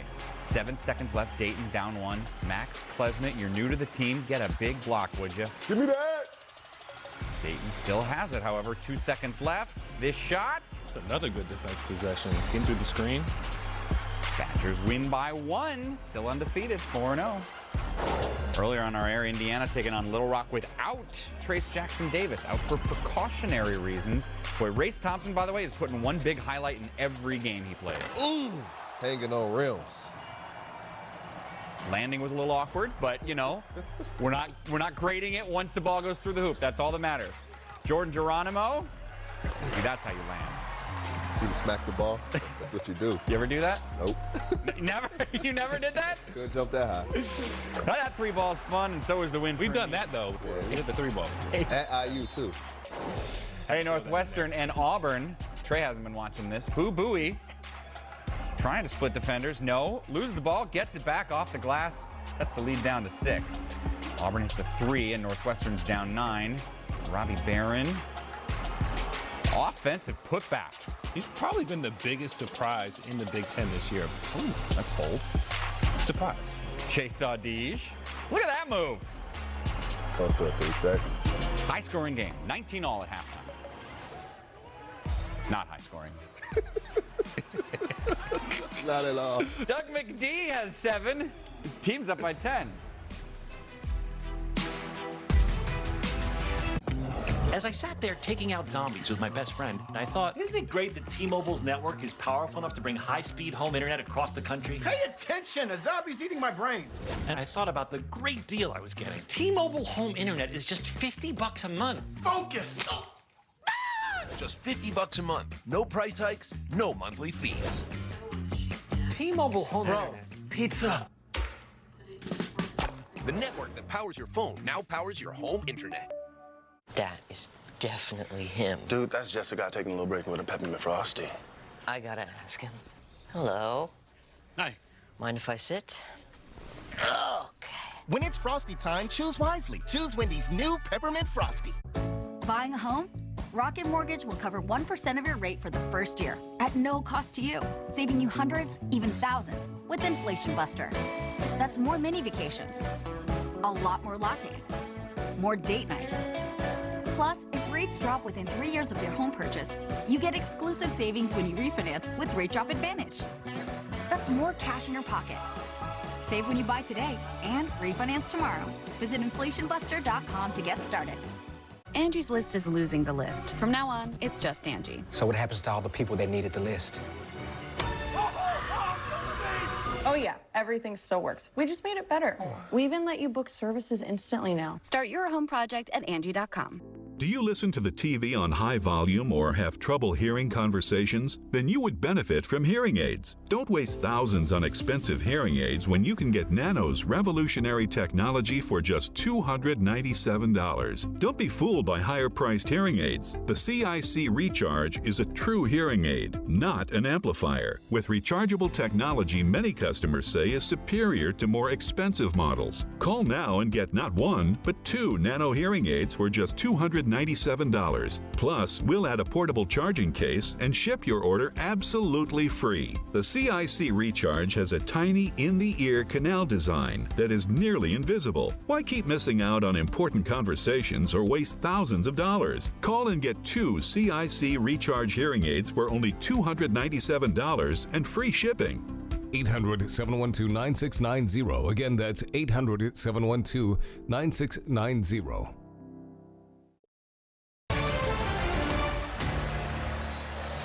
Because it was 1919, you just expect more points to be scored than that. That's why I was... Hey, we'll get you back out to Jason and Trent with the second half right after this.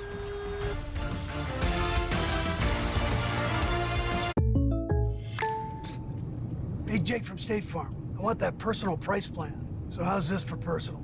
I draw mustaches on players' faces when they're asleep. Coach Reed, you don't need to get that personal to get the State Farm personal price plan. It helps you create an affordable price just for you. Oh. Coach, it happened again. I'm gonna get to the bottom of this. Call or click to get a quote today. Like a good neighbor, State Farm is there. Moderate to severe eczema still disrupts my skin. Despite treatment, it disrupts my skin with itch. It disrupts my skin with rash. But now, I can disrupt eczema with Rinvoq. Rinvoq is not a steroid, topical, or injection. It's one pill, once a day, that's effective without topical steroids. Many taking Rinvoq saw clear or almost clear skin, while some saw up to 100% clear skin. Plus, they felt fast itch relief, some as early as 2 days. That's Rinvoq relief. Rinvoq can lower your ability to fight infections, including TB, serious infections and blood clots, some fatal, cancers, including lymphoma and skin cancer. Death, heart attack, stroke, and tears in the stomach or intestines occurred. People 50 and older with at least one heart disease risk factor have higher risks. Don't take if allergic to Rinvoq, as serious reactions can occur. Tell your doctor if you are or may become pregnant. Disrupt the itch and rash of eczema. Talk to your doctor about Rinvoq. Learn how AbbVie can help you save. At Jersey Mike's, you gotta see him freshly slice your sub right in front of you. Look at that turkey. Look at that provolone. Yep, there's some things you just gotta see. Like those lovebirds over there. Or this guy, pulling off business and casual. Bizazzual. Or me, about to steal half of this guy's sub. Huh? You better eat it fast, because I'm coming. Sliced right in front of you. It's a Jersey Mike's thing. A sub above. Introducing Discover Online Privacy Protection. We'll help remove your personal data from 10 popular people search websites. Because the thing about your personal information is that it should stay private. Online Privacy Protection. Free from Discover.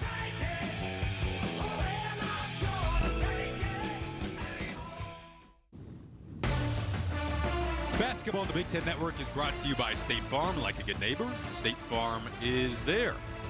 Look at the Chrysler Center on a cool night in Ann Arbor in the first half stats. Well, Trent, in the open, we talked about guys like Jet Howard and Hunter Dickinson, but it was really the players outside of those two names that stepped up in that opening half. Kobe Buffkin, Doug McDaniel, Terrence Williams II, all were more aggressive on the offensive end. I think the key stat, though, finished half on 9-0 run. This was a tight game. Michigan opened it up a bit in the last few minutes of the half. Always crucial minutes. You see Terrence Williams attacking the closeout. Nice, confident pull-up jumper. And then Kobe Buffkin turning defense into offense. Nice finish with his left hand. And to finish out the half, Jet Howard looking like a pro right there. Really tough shot. He makes look easy. He got going a little bit there. His 5 points in the last few minutes. I'd expect a big half from him. Buffkin and McDaniel combined for 14 in that opening half. Some key numbers there. There was a stretch there where Hunter Dickinson was out, Jet Howard was out, Kobe Buffkin and Jalen Llewellyn were out, and Doug McDaniel was the guy. We saw Terrence Reed Jr. Make a nice move, but I thought Doug McDaniel played with great poise while also showing he's got that burst. He's got those jets that he can turn up when he needs to, and did a really good job of finding his rhythm, knowing when he needs to be aggressive for himself and when he needs to get his other guys involved. It was fun to watch his first step in quickness. Daniel won't start the second half. It's Jalen Llewellyn at that guard spot along with Kobe Buffkin. Looks like Jet Howard drew a foul down low. Howard ended the half on a high note, knocking down that step-back three in the corner. And it looked like they were going to him to open up this half. I'm always interested in what are the coaches, where do they want to go to open up a half, coming out of a timeout. And it looked like they were getting a cross screen into Jet Howard in the post and drew a foul. And one opportunity coming up out of the half for Terrence Williams II. Michigan's done a good job against Jackson State's zone defense on baseline out of bounds, and Terrence Williams II finding that opening as they had to shade out to Jet Howard for the three. He found that soft spot, nice finish. Another guy who stepped up in that opening half now with 8 points in this game. So it's always, it's a new season, and guys were in particular roles a year ago, and now all of a sudden their minutes might be doubled, like Terrence Williams II, and he's got to have a little bit of a different mentality. They need him to be a bit more aggressive, a bit more looking for himself to make plays than in the past.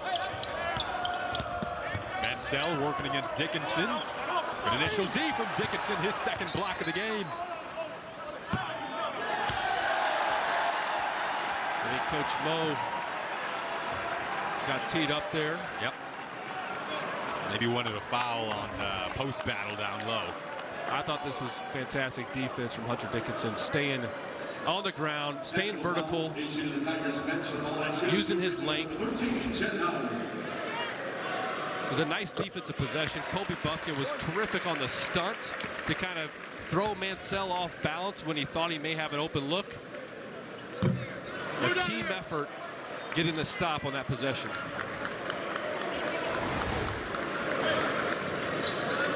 Have a look at the right side of your screen there. Mo Williams just kind of kept talking to the official there on the sideline. Not sure what he said, Jason, but wasn't too animated, so. But ref was pretty quick to tee him up there. Maybe it wasn't Thanksgiving dinner appropriate. And one opportunity coming up now for Jackson State, as Watson will head to the line for one more. Michigan gives up an and one, or Jackson State gives up an and one on the other end of the floor, baseline out of bounds. And here, circling around this second cutter, Gabe Watson does a nice job of getting there. Good feed as well.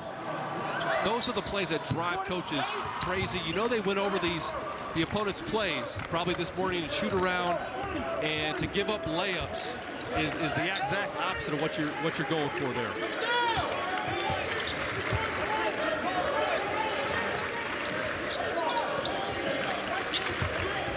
Jet Howard with 6 points in the game now, kicks it out to Buffkin. Patiently down low to Dickinson, significant height advantage, turned it into his 6th point of the night. And he's one of the best at just keeping the ball high. There's nothing Trace Young could have done. If they don't send another defender there, it's game over. Adams at 5'8", couldn't navigate his way in. Llewellyn on the D. Back comes Buffkin, the trailer Howard, back to Buffkin for three. Well short in front of that Michigan bench over there. He just looked like he wasn't set. He was falling back as he was getting his feet beyond the three-point line and wasn't set.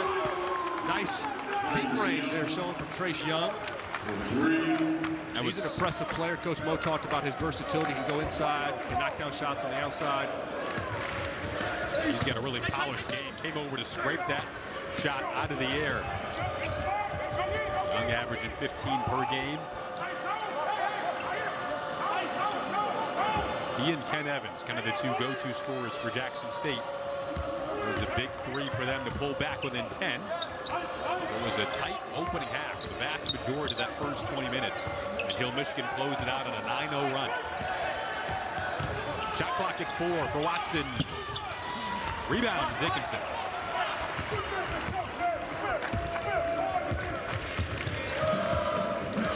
Jalen Llewellyn had a relatively slow start to the game, has that one poked away. Adams the steal. Jalen Llewellyn's a guy that he averaged almost 16 a game last year at Princeton, has been a really good player. He's got a lot of experience, and he just hasn't found his rhythm quite yet for the Michigan Wolverines. We saw last season with Devontae Jones, transfer point guard. It took him some time and then was a very good player second half of the season. Jalen Llewellyn can play, and he can shoot the ball too. Shot almost 40% from three, took 6 threes a game last year, so a pretty high volume. And he just needs to gain some confidence, get his rhythm, and because he's an important piece to this team. There's a block from Buffkin.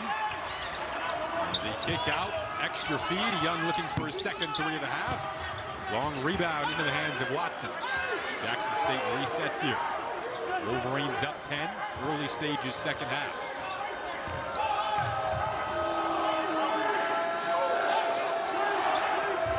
Shot clock down to 5 again. Chase Adams in some trouble. Finds Ken Evans, their leading scorer.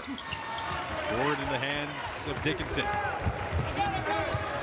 Back to your point with Llewellyn, you think it will come as Terrence Williams finds himself about as open as he's been all game and drains the 3.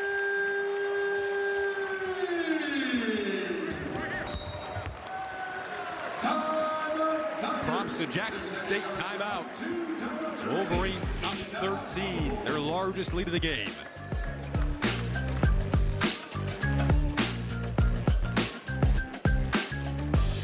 At CDW, we get that your world is always changing, and you need to adapt to support your digital transformation. We can help you achieve your business goals by streamlining your data across cloud environments with NetApp Cloud Services, orchestrated by CDW. With greater accessibility and control, you'll be able to accelerate innovation, bring the flexibility of the cloud to your environment, and reduce your infrastructure footprint to contain costs, so you can be prepared for whatever is headed your way. For a cloud that fits your demands, you need NetApp and IT orchestration by CDW. Dupixent helps you do more with less asthma and can help you breathe better in as little as 2 weeks. Dupixent is an add-on treatment for specific types of moderate to severe asthma that's not for sudden breathing problems. Dupixent can cause allergic reactions that can be severe.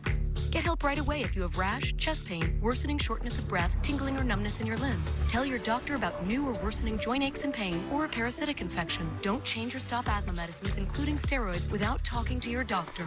Ask your specialist about Dupixent. This is a 30-day-old plant of corn. It's not battery-powered. It doesn't have a 300-mile range, but it's vital in our fight against climate change, reducing 46% of carbon emissions compared to gasoline, and producing clean-burning ethanol, a fuel for 98% of the vehicles on the road today. Corn ethanol is the climate solution we need now.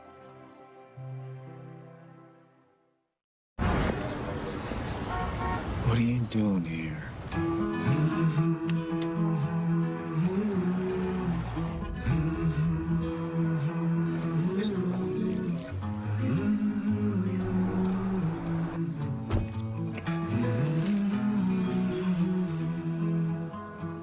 I've got this feeling we'll meet again.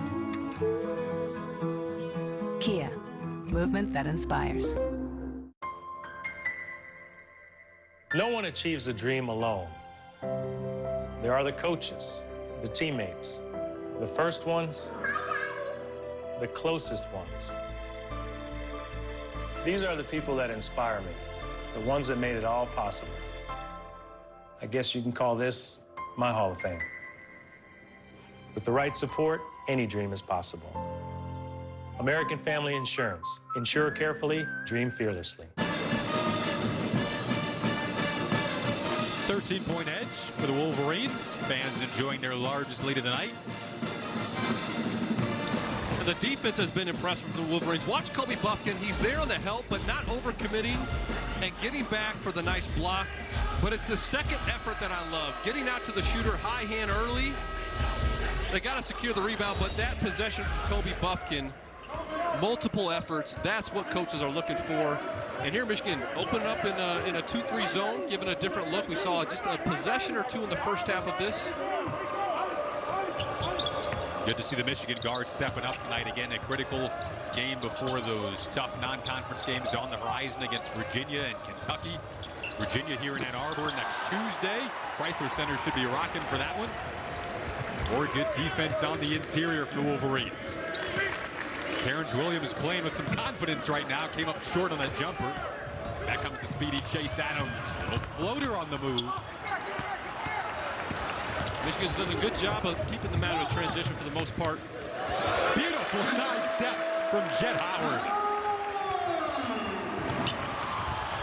Smooth Euro step. I like that. Other way, you got to get it.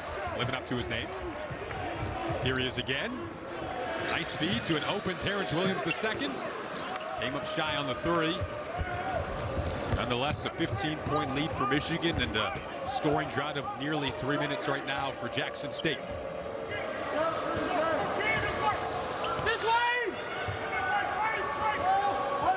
Ken Evans with the ball right now. Michigan has done an excellent job of limiting him. Just 2 points today. Make it 4, but he typically averages 18 a game to lead this Jackson State team. He's been in some foul trouble, which has limited him a bit, but Jet Howard there has had the matchup for the most part, has done a really good job. That was his first made field goal. Just 1 of 5 now. Dickinson, he's liked that short-range jumper today, a bit strong that time.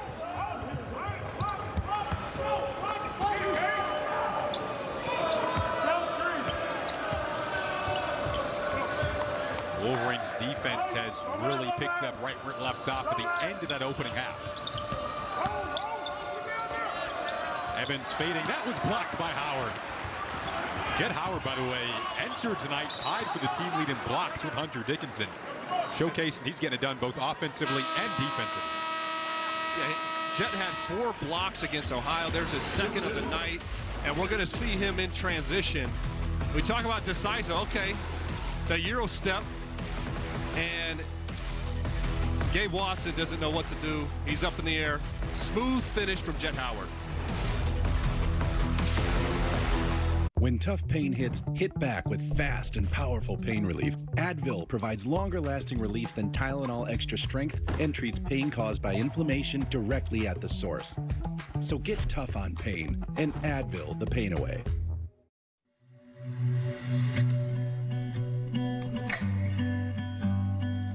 You said close your eyes, don't look down. Fall into me, and I'll catch you, darling. We'll dance in the street like nobody's watching. It's just you and me, and the song. Celebrate every kiss. Get financing that fits your budget with low monthly payments. Old Trapper beefs. One-upping. I love Old Trapper. I love how tender it is. Don't forget the wood smoke flavor. Savory beef. Quality ingredients. I'm their biggest fan. Old Trapper. What's your beef? A promise is a trust not to be broken. Whether spoken with an oath. Do you solemnly swear? It's your first day. You know I got your back, right? Or sealed with a pinky. In 1922, a group of soldiers launched USAA with a promise to take care of their own. And after 100 years, we're still taking care of the military community. That's our mission. Always. Do you listen to the TV on high volume or have trouble hearing conversations? Then you would benefit from hearing aids. Don't waste thousands on expensive hearing aids when you can get Nano's revolutionary technology for just $297. Don't be fooled by higher-priced hearing aids. The CIC Recharge is a true hearing aid, not an amplifier. With rechargeable technology many customers say is superior to more expensive models. Call now and get not 1, but 2 Nano hearing aids for just $297. Plus, we'll add a portable charging case and ship your order absolutely free. The CIC Recharge has a tiny in-the-ear canal design that is nearly invisible. Why keep missing out on important conversations or waste thousands of dollars? Call and get 2 CIC Recharge hearing aids for only $297 and free shipping. 800-712-9690. Again, that's 800-712-9690. Really is a cool father-son affair tonight. Mentioned the connection between Juwan Howard and Mo Williams. and both of their sons certainly play a role in this game as well. Kadarius Williams joined the Jackson State staff this season. Graduated from college not too long ago, and Mo Williams put out a really cool video on his social media just how proud he is of his son graduating, now joining the staff, wants to get into coaching, and certainly has a good role model. One of 7 sons. One of 7. I just had my 4th son born. I can't imagine 7, but, you know, there's nothing maybe cooler as Michigan forces the shot clock violation. And I just, these coaches, Coach Williams and Coach Howard, having your son there with you every day, and for Coach Howard, 2 sons and Jason Jett, I mean, that is special. You know, they've sacrificed a lot over their careers, and just have all this time together is got to be really meaningful for those boys, the coaches, and their entire families. Well, kudos to you, my friend, doing this game. Well, not a ton of sleep over the last couple of weeks. With your latest son being born a couple of weeks ago, congratulations to you and your wife. I got to see the boys on FaceTime before we got after it tonight. Oh, yeah, hopefully they're sleeping now. Little fun Thanksgiving plans tomorrow? Oh, yeah, a lot of food, hopefully some sleep. And we see Jett Howard on cue. Nice shot from the corner. Sonny Washington said Jett was groomed from the womb in terms of growing up around the game of basketball. You feel like it's almost inevitable that they're going to get into the game. And I tell you what, he is an impressive prospect. There's a maturity about him. Sadi talked about his coachability. And, you know, he lets the game come to him. He didn't force it. He was really quiet for much of the first half. He came alive at the end of the half, and you see his ability in spurts. I mean, I think he's going to have a great NBA career when his days at Michigan are over. You mentioned being groomed from the womb. He has certainly more than lived up to, if it is a pressure, that pressure so far throughout his young career. As the basketball right now, a little over 14 points per game so far this season. Probably the favorite for Big Ten Freshman of the Year right now. Dickinson goes to work down low. Draws a foul. Hunter's just a load down there. But Jason, you mentioned Freshman of the Year, Jett Howard. I think he might be in the front runner seat. Bryce Sensabaugh for Ohio State's off to a fantastic start. Those are similar players. In fact, I think Jett might be a more polished shooter. Bryce is a little bit of a bigger guy. See Jett's dad. Juwan might be known as Jett's dad at some point if he keeps progressing as a player. But there's some really good freshmen throughout the league. Indiana's got a couple we saw earlier tonight. Jalen Hood-Schifino, Malik Renew, and there's Jace Howard. I like Jace as a player. In fact, I wonder if Dad will play him a bit more as the season goes on. Plays with a ton of energy. Seems like a great teammate. We saw him knock down a 3. I think he can bring something to this team because of his athleticism and just the enthusiasm that he plays with. Michigan went 11-9 in the Big Ten last season. They open up Big Ten play with Minnesota after they get back from London. If Jamison Battle is back for the Gophers, could be a fun big man battle down low as the 3 goes for Jackson State. Colty Young knocking that down. Potentially Jamison Battle against Hunter Dickinson, one of several good big man matchups we'll have in the Big Ten Conference this year. And then prior to that, you think against Kentucky, Oscar Schwieboy will be a fun matchup with Hunter Dickinson in London. So we got some tough matchups coming up. They got UNC as well, North Carolina, and they got a pretty good big Armando Bacot. So they say it's the year of the big. We've seen that in the Big Ten in recent years, and this year's no different. Trace Jackson Davis, Cliff Amore has been really impressive. I think he's an NBA player. The Big Ten's going to be fun this year, and once again anchored by the bigs. Mentioned it's a big week in Big Ten football, particularly for Michigan going up against Ohio State. Can't talk about football without mentioning Jackson State's football program as well. They went 11-0 this season and has kind of become a key part of building their brands really in all sports. And Mo Williams has taken a lot of inspiration from Deion Sanders, the head coach for Jackson State football. Again, Williams in his first season coaching Jackson State, still looking for their first win. But it's been really all Michigan since the start of the half. Up 12, have led by as much as 15.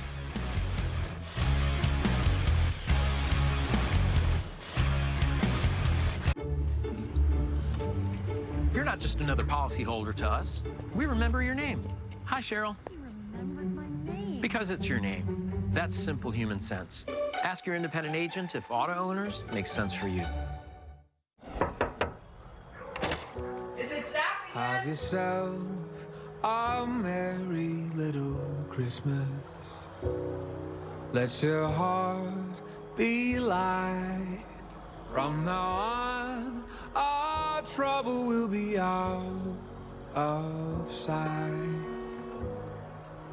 T-Mobile won't raise the price of your talk, text, and data. Plus, families get over $225 in benefits every month. I'll be back in a sec. We can't wait forever. All your nacho fries, please.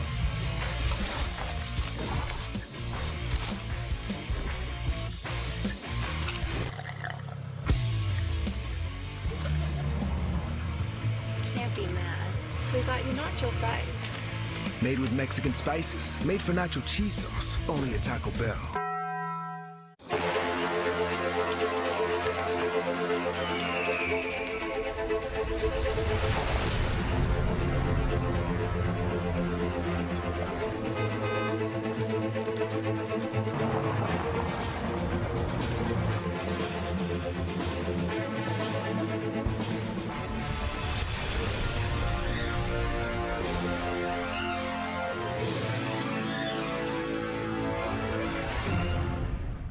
Auto Owners insures your car, because sometimes something from out of left field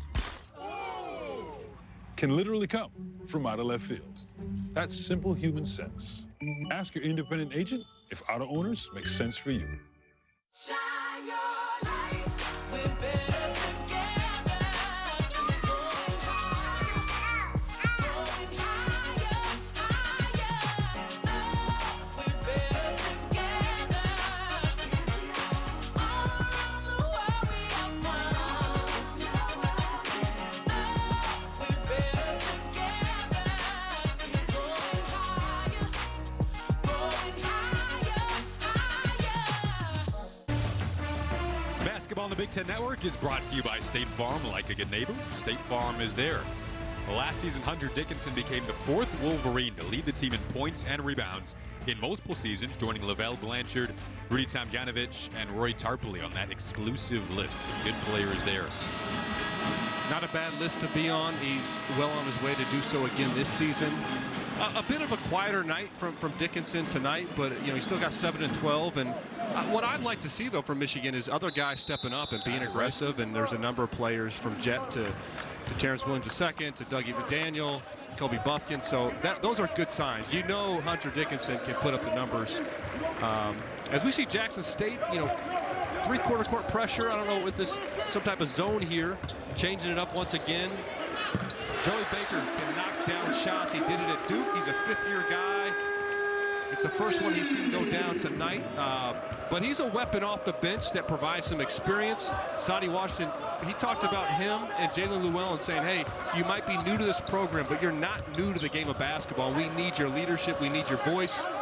Another guy, key minutes for him and confidence in seeing the ball go through the hoop. Sadie told us he can never have enough veterans to tell a story in the locker room, give experience in the moment. And like you mentioned, they have full license to take on the leadership role in the locker room. Baker might be looking for another 3 here. Give it to him. Williams II, that baseline drive. Oftentimes everybody kind of sucks in and to look behind you is often where it's open. And Joey Baker did a nice job of filling in behind and then being patient, shot fake, sidestep. Nice shot and a good feed from Chase Adams to Jamarcus Jones.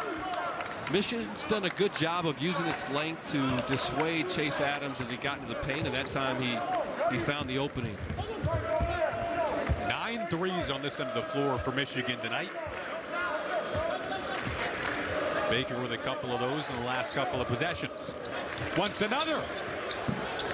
Heat check there for Joey Baker. I like it. Stepping in there with some confidence. Again, playing to that theme of guys outside of Dickinson, outside of Jet Howard stepping up. Here's Jet Howard, though, looking to join the party.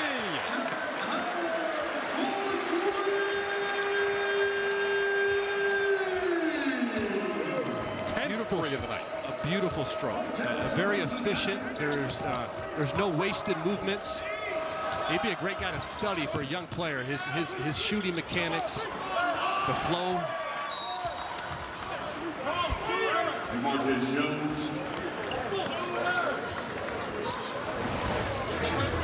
Nice baseline drive. Look behind you.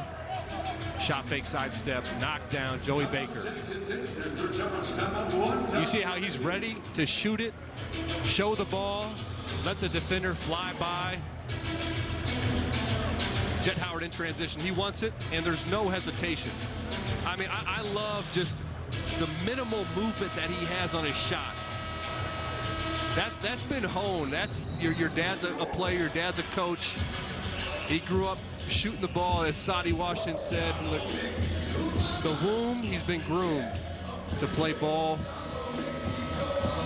He really picked it up in the end of the first half. He had zeros across the board with just a few minutes left. Got to the free throw line, hit that sidestep three to close out the half, and you know he's continued it here in the second half.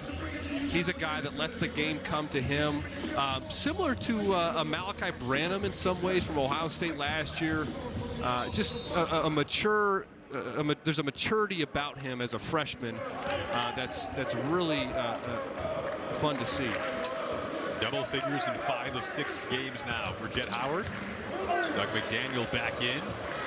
Kind of had to scoop that up off the deck. Led to a tough pass over to Jace Howard. Jason, you mentioned the double figures and all those. You know, he's consistent. And that's what's difficult for most young players. They might have one good game because they have some talent, but can you put it together? Can you do it again the next night? That's always the challenge. Hunter Dickinson does that, but few guys do that. For a freshman to do that early on is a great sign. You got the two brothers out there, which is nice to see. And Doug McDaniel, seeing that opening in the zone, I like that controlled floater. Being disruptive on the defensive end. Watson may have had that partially deflected by the long arms of Terrace Reed. Feet up ahead to Jet Howard. Give him 16 on the night. 21-point edge for the Wolverines, their largest of the game. You feel like Michigan's three-point shooting success in the second half in particular, as a tough shot goes down for Trace Young, has led to more spacing on the floor? There's no doubt. If you can't knock down shots, I mean, teams are just gonna congest the paint around your All-American Hunter Dickinson, and you make shots, and it just opens up everything. It just makes it more fun. It provides driving opportunities. Obviously, post-up looks for Terrence Williams, for Terrace Reed, for all these guys. Knocking down shots is, you know, this is they call the NBA a make-or-miss league. This is a make-or-miss game. That tempo you wanted to see as well on that end of the floor has stepped up too, as Watson's three is off the mark and into the hands of Doug McDaniel. Here's another crisp feed. Speaking of the tempo, Baker likes what he sees. He knocked down a couple of threes earlier in the half. And when I talk about tempo, it's not necessarily taking a quick shot. Sometimes it's there, but it's just playing with a great pace, with an energy. It's moving that ball. It's that ball seeing multiple sides of the floor. You soften that defense, then it's easier to attack a closeout. Or then the defense isn't set on your ball screen situation. So that's what I like to see from Michigan. 9 different Wolverines have scored tonight, and they have a 19-point lead at home.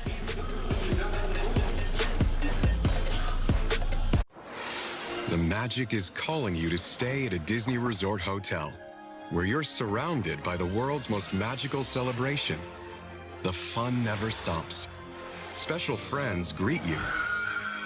You soar to adventures with extra time in any of the 4 theme parks every day. Don't miss the Walt Disney World 50th anniversary celebration. Save up to $400 on a 4-night, 4-day room and ticket package at select Disney Resort hotels. Oh, hey there, darling, let me count on you. The road is long and I'm scared what I might find. I'll be safe with you by my side. Ain't nothing out there can take it stride. I know you hold me up, so I When you refer a friend to Dish, you each pick a reward. As for what you do with it, the possibilities are endless. What would you do with $100? Pad your savings or do some online shopping? How about 20 free movie rentals, a weekly family night, a movie marathon? With $100 in smart home products and services, you can see who's at the front door from your phone or tablet. Simply go to Channel 909 to get started. And for a limited time, get Dish Gallery free for 3 months when you refer a friend. They'll enjoy everything you love about Dish, like recording up to 2,000 hours and 16 shows at once. And having live TV, streaming apps, and over 80,000 on-demand titles all in one place. Plus, Dish was ranked #1 in customer satisfaction with TV service nationally by J.D. Power and our customers for the 5th year in a row. Go to Channel 909 to get started today. Tonight, State Farm State of Success. Got to go back a while to find the last time Michigan did this. 10 blocks tonight. Last time with 10+ blocks in the game, 2007 against the Gophers. I've been really impressed with, especially Hunter Dickinson with 4, Jed Howard with 3, just using their length and being in the right position. You see Kobe Buffkin as well, getting out, closing out to shooters, but just understanding spacing and being aware of blocking shots, getting deflections without fouling. That's not an easy thing to do. Hunter's done a good job of using his length to take up space on these drives. And, you know, he's going to be challenged in ball screen situations, but he understands positioning, where he needs to be, and that's the most important thing from a defensive standpoint. He's in the right spot. From there, you can really be tough defensively if you start in the right spot. Another good defensive rotation there from Kobe Buffkin. And that was one thing they emphasized in practice, staying in front of people. And if you do get beat, can you be there on the help side? Kobe Buffkin as a guard coming over with another block. 11th rejection of the night. That time still got a hand up in the face of Watson. They have really hustled on defense tonight. But a good all-around effort.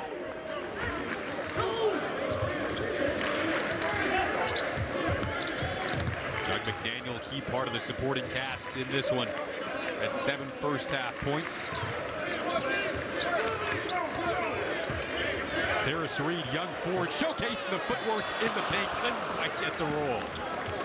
Didn't get that to go down, but he looks like a guy that not many young players now today, he looks comfortable with his back to the basket. How about that block from Reed, but then the follow-up there. I thought that was goaltending. It must have not had a chance of going in because that ball was clearly going down and ended up right to the laps of Jackson State. That could be a fun one to take a look back on. McDaniel, native of the DMV area. Michigan has recruited so well out of there.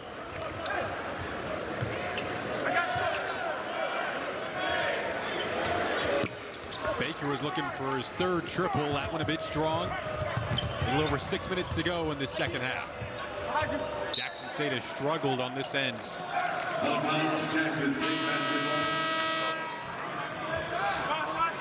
Well, don't forget, you can get all the news and highlights from around the conference on the Big Show, presented by Rocket Mortgage, coming up next on Big Ten Network.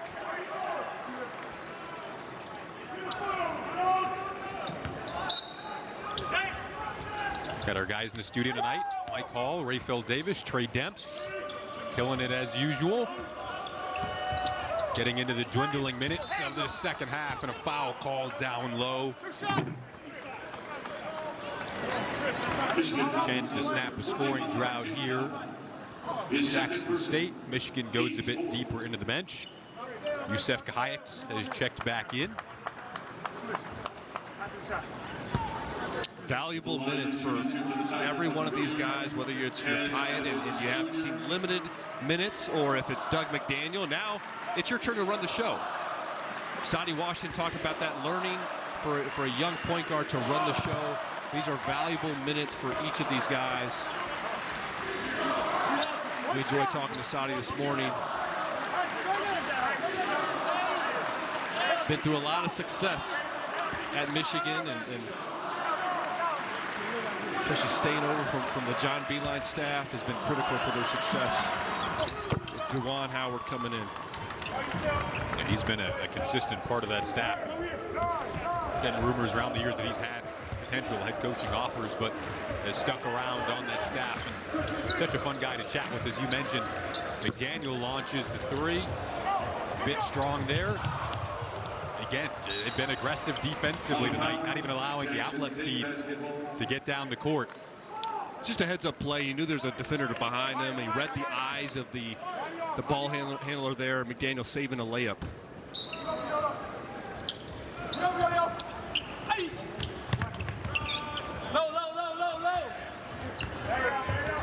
Just the player, Ken Evans, that Michigan has done a really nice job to lock up tonight. Jackson State's leading scorer. Really has struggled, started off 0 for 5 and never really got going.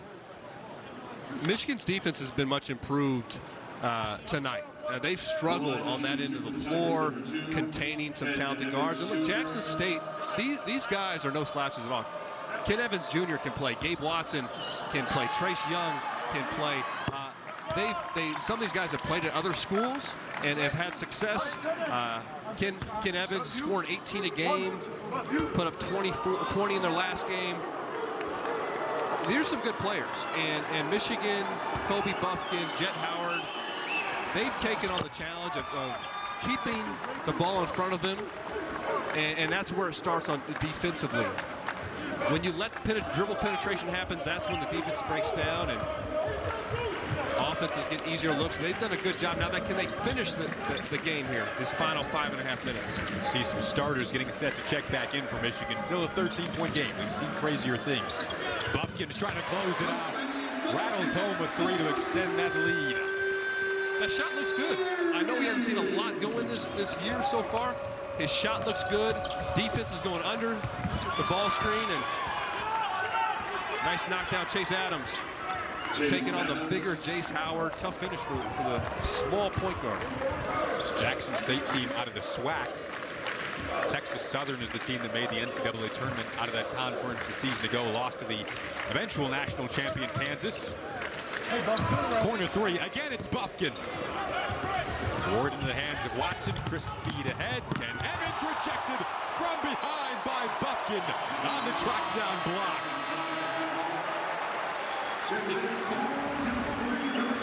This shot in the corner from Kobe Buffkin, and he hustles all the way back for the block. Great timing. And this is a picture, Jason, of what I saw at the end of the Ohio game. Okay, Kobe Buffkin didn't have a great game, and in fact he missed critical one-on-one free throws. He had a turnover, but he made some big plays late. I thought he showed tremendous toughness. He made a couple drives and finishes down the stretch, made those 2 free throws to give him the lead with 2 seconds left. Some key offensive rebounds. I saw a player that's mentally tough, and that's really, I think, bodes well for this team, because I think as a guard, they need a leader. And he showed me he can bring that for Michigan. That was block number 13 on the night for the Wolverines. Dickinson capitalizes on it. Once again, kind of sizing up the smaller defender, and there's really nothing you can do unless you press up even more onto him. Dickinson flirting with the double-double tonight. 1 point shy. That's stripped away. Another steal and a foul called. It's quite the track down block. Buffkin getting it done on both ends. And what's impressive, he missed the shot in the opposite corner. So he should be the last guy down the court. And his hustle and his timing, I'm not going to call LeBron against Andre Iguodala, but impressive block from Buffkin.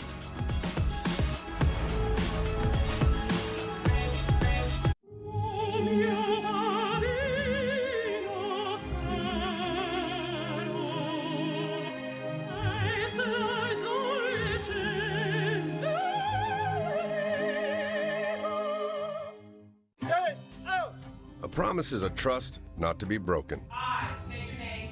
Whether spoken with an oath Do solemnly swear. It's your first day. You know I got your back, right? or sealed with a pinky. In 1922, a group of soldiers launched USAA with a promise to take care of their own.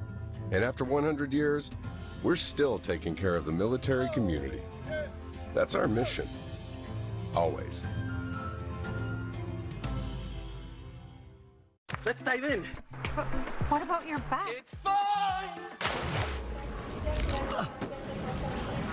Advil Dual Action fights pain 2 ways. Advil targets pain at the source. Acetaminophen blocks pain signals. Advil Dual Action. And guys, here, game day is every day. Our training doesn't stop. Do it again, run it again. Round face, straight hair. Short on back and sides and long on top. Nice work, Taylor. Being a sport clip stylist takes a strong skill set. Finger curls. And strong fingers. Only the best make the cut. That's Sport Clips. Sport Clips, the pros in men's hair. Mike Rayfield and Trey getting ready for the big show, but first your game has to come to a close. Michigan got some breathing room, now a little less. It still feels comfortable right now. You got to finish the game, and it's all about how you finish the game. You normally start the next game how you finish the last one. Michigan is getting it done on the defensive end. Jackson State shooting under 30% in this second half. You were able to get out and get some easy ones in transition. We'll talk plenty of hoops when this game is done on the big show. Plus, Howard Griffith will join me to talk about Michigan-Ohio State football. For now, back to you, Jace. 69-53, the Michigan lead. A little under 4 minutes to go in the second half. Trent, the guys in the studio just made a really good point there. How you finish a game is typically how you start the next one, and you've got some tough games coming up to kind of delve back into that narrative. Great point. They finished the first half well. Can they finish the second half well? You want to stick to your principles, continue to build on your habits, and they got a gauntlet coming up. Virginia looked fantastic in Vegas, knocked off Baylor in Illinois to win the title there. Then Kentucky, all the way in London. What an experience for these young men to go to London to play a basketball game against a great program. You got at Minnesota breaking in Big Ten play, and then right before Christmas, Merry Christmas, you got #1 North Carolina to deal with. That is so cool. You played overseas in France. It's going to be a neat experience for. Incredible experience to just experience different cultures, and that'll be fun for those guys. And they speak English in London, which would be nice. I had to deal with some different languages. Your French isn't bad. Très mauvais. There we go. Very, very bad.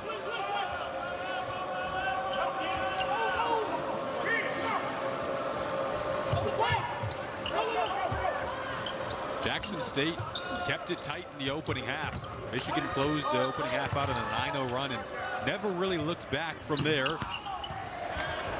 You see Hunter Dickinson on that ball screen action. I think he's doing a great job of being in the right spot, and he's there to protect the basket, but he got a hand up on the shooter. He's impressed me this game with his defense. Chase Adams gets the easy lay-in. Hunter Dickinson 1 point shy of a double-double that would allow him to pass Juwan Howard for most double-doubles all time in Michigan basketball history, so we'll keep an eye on that. He's at 9 points right now and 12 boards with 2:25 to go. That's a thing of beauty. You saw him get his feet set, identify the line, make sure he's behind the line. It's not always easy to do, but man, his ball just looks good. Every shot he takes, I feel like it's going in. Long three going down, and it drops for Gabe Watson.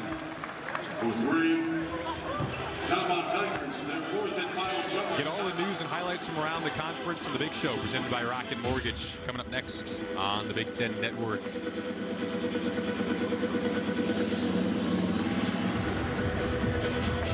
Juwan Howard and his guys maybe one final time here to regroup on the sideline. Then have Virginia next Tuesday. 9 different players have scored tonight for the Wolverines. Student section loving it. We talked about Jett Howard in this one, how he's really been impressive, how he's let the game come to him. He was quiet for most of the first half, but then he exploded. We saw this tough shot to close out the half, and you see him shot ready. He's got good size. He can shoot over the defense, and then in transition, I mean, that Euro step so smooth. To me, he has pro written all over him, and even as a young man, as a freshman, just his demeanor. He doesn't seem to be a guy that gets rattled. He's even-keeled. He's a confident player. That Ohio game, I'll go back to that. And he opened up the second half, hit a three. He missed a few, but he just looked like he wanted the ball. Okay, in that moment where it could be easy to tighten up and you're really not right. You're not supposed to be in overtime against Ohio University. He looked like he wanted the ball, wanted to take shots, and he's going to have a fantastic freshman season. He's off to a great start. It's going to be fun to watch him grow as the season goes on, especially as the competition gets tougher. You've mentioned the word assertive a few times throughout the night. It feels like it's been a more assertive all-around performance for the Wolverines tonight. No question, two guys, and Jett Howard's been assertive. Hunter Dickinson's been assertive. Kobe Buffkin, Terrence Williams are two guys that I feel like have been more assertive. Doug McDaniel as well, and look, Buffkin hustling back on defense. I don't know if he got the block there, but another guy that uses his length and timing really well on the defensive side of the floor. It was the 10th turnover for Michigan that led to that last three. One of the positives throughout 5 games so far for Wolverines has been their lack of turnovers, averaging just a little over 8 per game. Only Iowa in the Big Ten has averaged less turnovers through these first handful of games.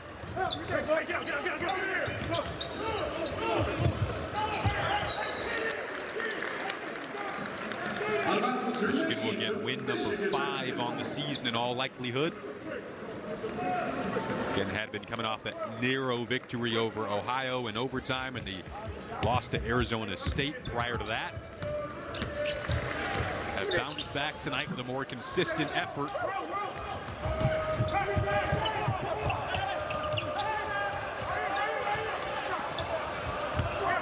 Bryce Young finishes it off with a hammer at the rack.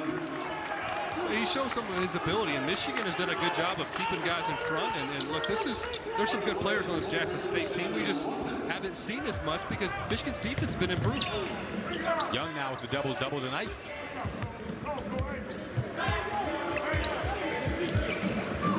Thanksgiving food should taste a little better tomorrow for the Wolverine fans. It always tastes better after a win. Another turnover, the 11th. Jackson State able to capitalize on it with Ken Evans. All of a sudden, 7-point game. Jackson State going to pressure here in the backcourt. And they opt to foul.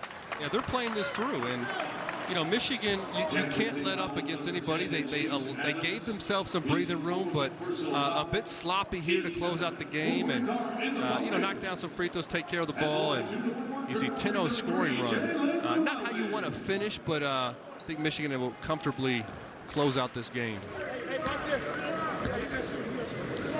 Free throw line has also been a positive for the Wolverines today. 10 of 13, make it 11 of 14.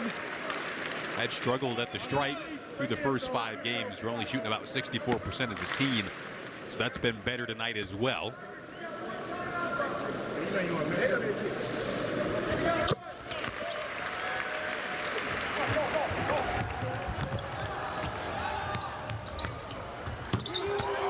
Another 3 goes down for Jackson State. 6-point game, and they have to foul again. Tough shot there. Good defense, but good offense will be good defense. Michigan's done a good job of eliminating the three-point line for the most part. Jackson State 7 for 27. You see Gabe Watson hit a tough one there. He's 5 for 15 on the night. Excuse me, Jackson State's 8 for 28, but Michigan's done a good job. And that's always critical in today's game of taking away the 3.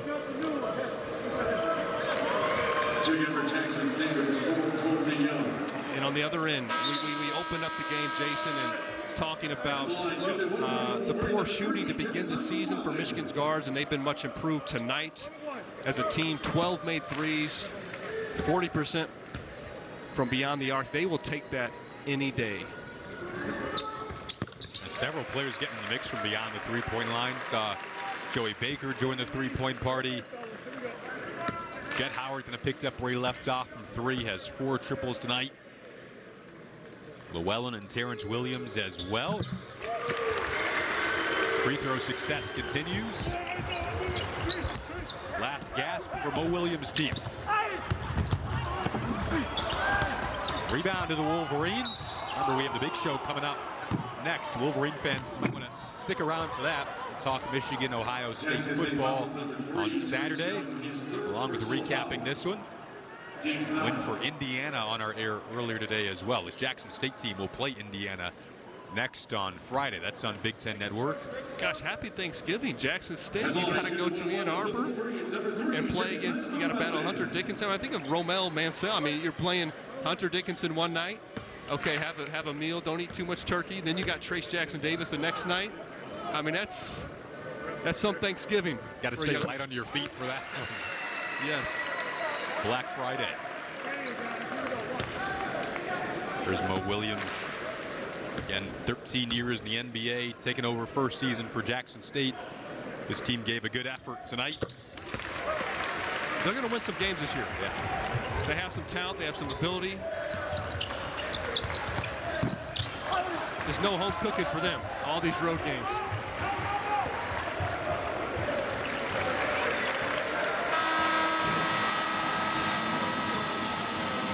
Juwan Howard and the Wolverines come out on top with double-digit victory over his good friend Mo Williams. Those two have a ton of respect for one another.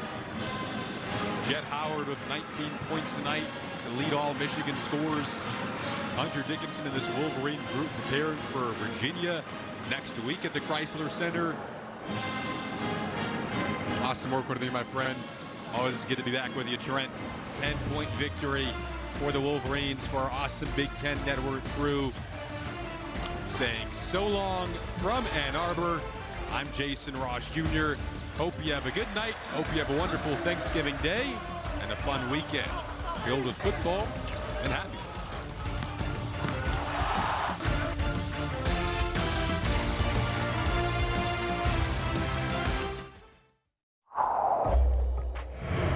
Now on the big show, sure, Thanksgiving is here, but first some hoops. Big-time teams in action, including a one-point game in Atlantis, a career high in Maui, and much more.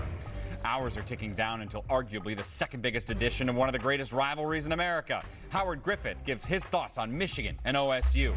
And the volleyball regular season is down to its final week. We'll show you the latest and some incredible matchups on the big show now.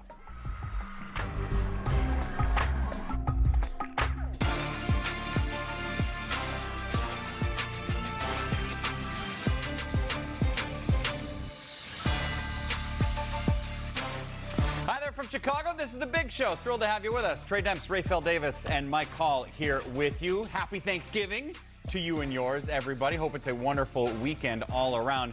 We got some hoops to get to. We got a lot to get to. Let's get it. All right, let's get it. But you know who wasn't going to get it? Trace Jackson Davis, one of the great players in the country, was not playing for the Indiana Hoosiers in their game against Arkansas Little Rock. He was out for precautionary reasons. Well, there was no precaution when it came to this play. Oh! Race Thompson. Hanging on rim. Second straight left-handed dunk. He's doing stuff every game, you guys. 20 points, 8 boards. Jordan Geronimo wants to get in on this. A little more open. He had 11 points on the day. Xavier Johnson. Way open. Who's guarding him? By the way, 10 assists for Johnson on the day, too. And the youngster, Jalen Hood-Schifino. Hoosiers win thanks to a 30-point advantage in the paint. Stephen Bardo with Race Thompson. Race, you guys had a spirited effort from Little Rock. What turned the tide in the second half? I think we talked about it at halftime. We just had to turn it up a notch. Get them off the glass. They're getting a lot of offensive rebounds, kickouts for threes. So I think we just talked about that and focused on that, and it turned out good for us. Your roster was depleted somewhat. It didn't seem to matter. You guys figured it out. You got aggressive on the offensive end. What was the key to that? I mean, our whole team is next man up mentality. So, I mean, the whole year we've been saying we got 10, 12 starters at a high major school. So, I mean, when you have next man up, everybody's preparing each other every day in practice. So when one goes down, the next person's prepared. So, I mean, tonight it just worked out. It was me tonight, and that's thankful for my teammates. And, yeah. Michigan taking on Jackson State. It's a close one. Kobe Buffkin does a lot of little things. There's the steal. Other way, off the glass. Wolverines stretch their lead. Under 10 seconds to go, Jet Howard. Trey, they closed this half on a strong 9-0 run. Yeah, and it started with their defense, as we see Jet Howard here. But if you play good defense, it gives you more confidence on the offensive end. Learned that in their last game when they had to play great defense late in an overtime against Ohio. Terrence Williams with a 3-ball. Their lead is 13. It would grow stronger here. Jet Howard gets the feed, will finish. He had 19 points on the day, but it was a close one. I mean, down to the final minute, Michigan does get the win by 10 over Jackson State.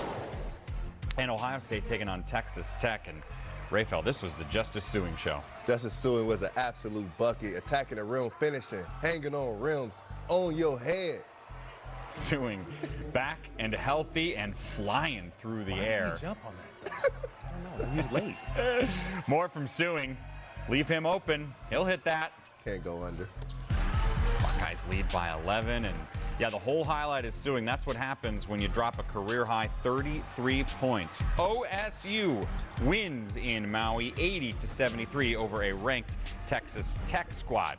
So we'll talk about these games now. Start off with Indiana. They did not have Trace Jackson Davis, but they did get a win. What'd you like most about the Hoosiers? I mean, you don't have TJD, but you still have Race Thompson, Malik Renew still dominate the post inside. So they're able to formulate buckets inside. And I like the second half from their guards. In the first half, they really struggled to score the ball. Only 15 points from the perimeter players. Only 5 points outside of the paint in the first half. In that second half, you think of Hood Schifino, Miller Cobb, Xavier Johnson. They combined for 21 points. They made 5 threes in that second half. So when their perimeter is playing good, when they're moving the ball and they're sharing the sugar, they win some games. They're going to play better offensively. Xavier Johnson gets better every time you see him play. Even starting from midway point of last season, he plays fast but not in a hurry. He plays with great pace. He knows when to score, when to look for his teammates. I thought he was the difference maker, Raphael. You mentioned the fact that they're a little bit stagnant in the first half. They were able to get some long rebounds, get out in transition, find some shooters, find some trailers from the big men. But the one thing I really liked was 52 paint points. Even without TJD, they really controlled the paint. I thought they did a good job being physical with Little Rock, Arkansas. Also, you see the 87 points they scored. That means they've scored 80 points or more every single game this season, all 5 of them. And though that might not seem like a crazy high number, that's the second longest streak in school history to open up a season. So their offense has been piling in. Michigan got the win, but Trey, again, back-to-back games that were not very pretty.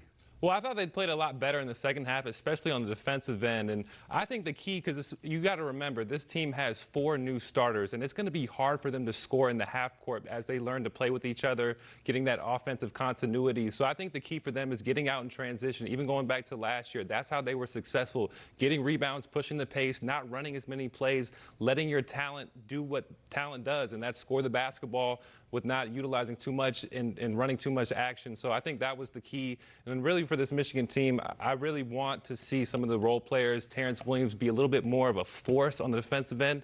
I think that's going to be big for them. And then Jet Howard is just a baller. He can put the ball in the basket all over the floor. He can shoot the 3. He can get to the paint, finish at the basket. And then this game, 2 games in a row where he really stepped it up defensively just with his effort and just with his want-to. But I look at this Michigan team and, I mean, dare you, I say they're a little bit soft. You're -6 on the glass at Jackson State. You're -8 in the paint. So you have one of the best post players in the country. Those 2 things, they shouldn't have happened. Terrence Williams, Hunter Dickinson, they have to be able to control the glass if they want to be able to win some Big Ten games. And I say it again, Kobe Buffkin had a better game tonight, stepped up offensively. But he and Jalen Llewellyn and Doug McDaniels, they're going to have to make shots for this team to win games. And I think, too, Michigan fans have to be patient with Jalen Llewellyn. You talk about Devontae Jones a season ago. The first 10 games of the season, he only averaged like 6 points per game and shot like 30% from the field. It takes time coming from that mid-major level to be able to run a team, know when to find guys, be able to look for your own shot. So I think Michigan fans just have to be patient. The hard thing with patience is they played a full 40 minutes against Jackson State, 45 against Ohio, and here's what's coming up in the next 2 weeks. Number 5, Virginia, number 15, Kentucky, number 1, North Carolina, and their first Big Ten conference game on the road as well. The other game is Ohio State, big win against Texas Tech. Again, this is a different team if Justice Suing is fully healthy, which he sure seems to be right now. Yeah, and I think what you're going to see from this Ohio State team is a simplified offense, especially when you have a freshman point guard in Bruce Thornton. And they're going to do two things. They're going to run dribble drive, drive and kick actions, and they're going to post up a lot. So I really like what Chris Holtmann has done in really simplifying the offense because it really bodes well when you have a young guard. And you think about Ohio State and the productivity over the last couple games. You get Bryce Sensabaugh, Bruce Thornton, they have 17. Zed Key has 17 in the game yesterday. Today is Justice Sewing, 33 points, career high. So you can tell when they have a guy that has it going, they're going to keep finding them, keep going to him. And Coach Holtmann is just breeding confidence into these guys. And the steadiness of a Bruce Thornton, a freshman point guard, hitting timely shots, that was big time. And then this Ohio State, they dug in on the defensive end more than they did a couple nights ago. And if they're able to defend at a high level, make some shots, get production across the board, no matter who it is each night, could be in a good season. Chris Holtmann's got to love the free throw shooting, too. 18 of 18. Ooh. Not bad. Not bad. Their next game, by the way, Wednesday on the road against Duke. More from these guys coming up in just a second. Well, let's turn now to the Rocket Mortgage Built for Success, and with it we turn to football. Michigan and OSU, arguably the second biggest meeting in the history of this incredible rivalry. OSU, Michigan fighting for a spot to win the division and a chance to perhaps make the playoff. There's so much at stake. We're happy to bring in Howard Griffith to talk about it now. And yet, it's just a game, Mike. I don't know why everyone's all worked themselves up into a lather about this. It's just the game. The game, you're absolutely right. And it's a big one, man. But it's not going to have possibly everyone that you'd want star power-wise. Don't say it. We'll go on. Chance Blake Corum or Donovan Edwards don't run the ball for them. Let me be very clear with you. Yeah? If there's a chance that Blake can play in this game, he's playing in this game. Okay. He's not going to miss it. Okay. But if neither of them are 100%, I mean, that's the meat and potatoes of their offense is their running game. It really is. And they have some younger players that have had the opportunity to step up and really help their run game. But if those two can't go, it's going to be all on JJ to be able to make a lot of plays, not only just in the pass game, but also in the run game. They'll try to use the other backs, but I think it's still going to be a difficult situation. That's why I truly believe if Blake is 75%, 80%, I think he's going to be out there because he knows how important this game is and just the kind of person that he is. He wants to be a part of this game. So if that happens, like you said, that's a lot of pressure on J.J. McCarthy, who would be playing in what is pretty clearly the biggest game of his life against an Ohio State defense. When you think of that matchup, what do you see? You know, I really like what J.J. brings because what he can do is put this defense of Ohio State in conflict. He can get the ball on the perimeter with some of the read option game and force that defensive end or whether it's the safety to make a decision. I don't know if they face the quarterback with the quicks and the ability to throw vertically down the field. Now, yes, he's missed some passes, and there's been a lot of talk about how those explosive plays have been just misses. But I just believe this is the game, the reason why J.J. was named the starting quarterback to really help his team in this situation. Because if he can use his legs, man, this is a different type of offense for this Michigan football team. And whether it's Corum or the other quarterback in this, C.J. Stroud, the potential for a Heisman Trophy is still on the line. Oh, it's right here. There's really no front runner nationally yet, so they've got a shot still to make some noise.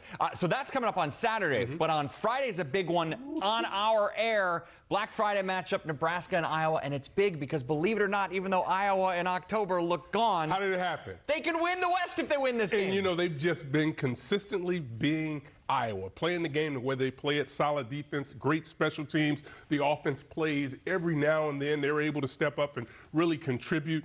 But they find themselves in an opportunity to win and go to the Big Ten championship game as a representative for the West. Pretty impressive stuff. It really is impressive. But Nebraska's not going to make it easy. Right. They've got nothing to lose. Big plays for Nebraska. They're going to try everything, hold nothing back. It is going to be a fun day Friday, and it all starts, by the way, from Iowa City. We've got an edition of Tailgate right before Cornhuskers and Hawkeyes. That game is at 4 Eastern, 3 Central. Tailgate starts at 2:30 Eastern, 1:30 Central time. Thank you, Howard. Thank you, Mike. Meanwhile, some resolution in the Michigan-MSU tunnel fight. 7 Spartan players have been charged, 6 with misdemeanors, 1 with a felony assault. 8 Spartans had already been suspended by their own team. This a response to the scuffles that broke out in the Michigan Stadium tunnel back on October 29th after the Wolverines beat the Spartans. MSU ends their season against Penn State this Saturday. Wisconsin played an absolute defensive slugfest on Wednesday. Highlights from that and the Wildcats trying to stay undefeated. Another one-point ball game, including a Big Ten team, when we return.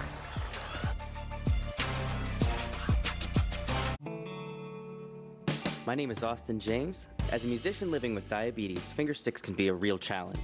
That's why I use the Freestyle Libre 2 system. With a painless 1-second scan, I know my glucose numbers without finger sticks. Now I'm managing my diabetes better, and I've lowered my A1C from 8.2 to 6.7. Take the mystery out of managing your diabetes and lower your A1C. Now you know. Try it for free at freestylelibre.us.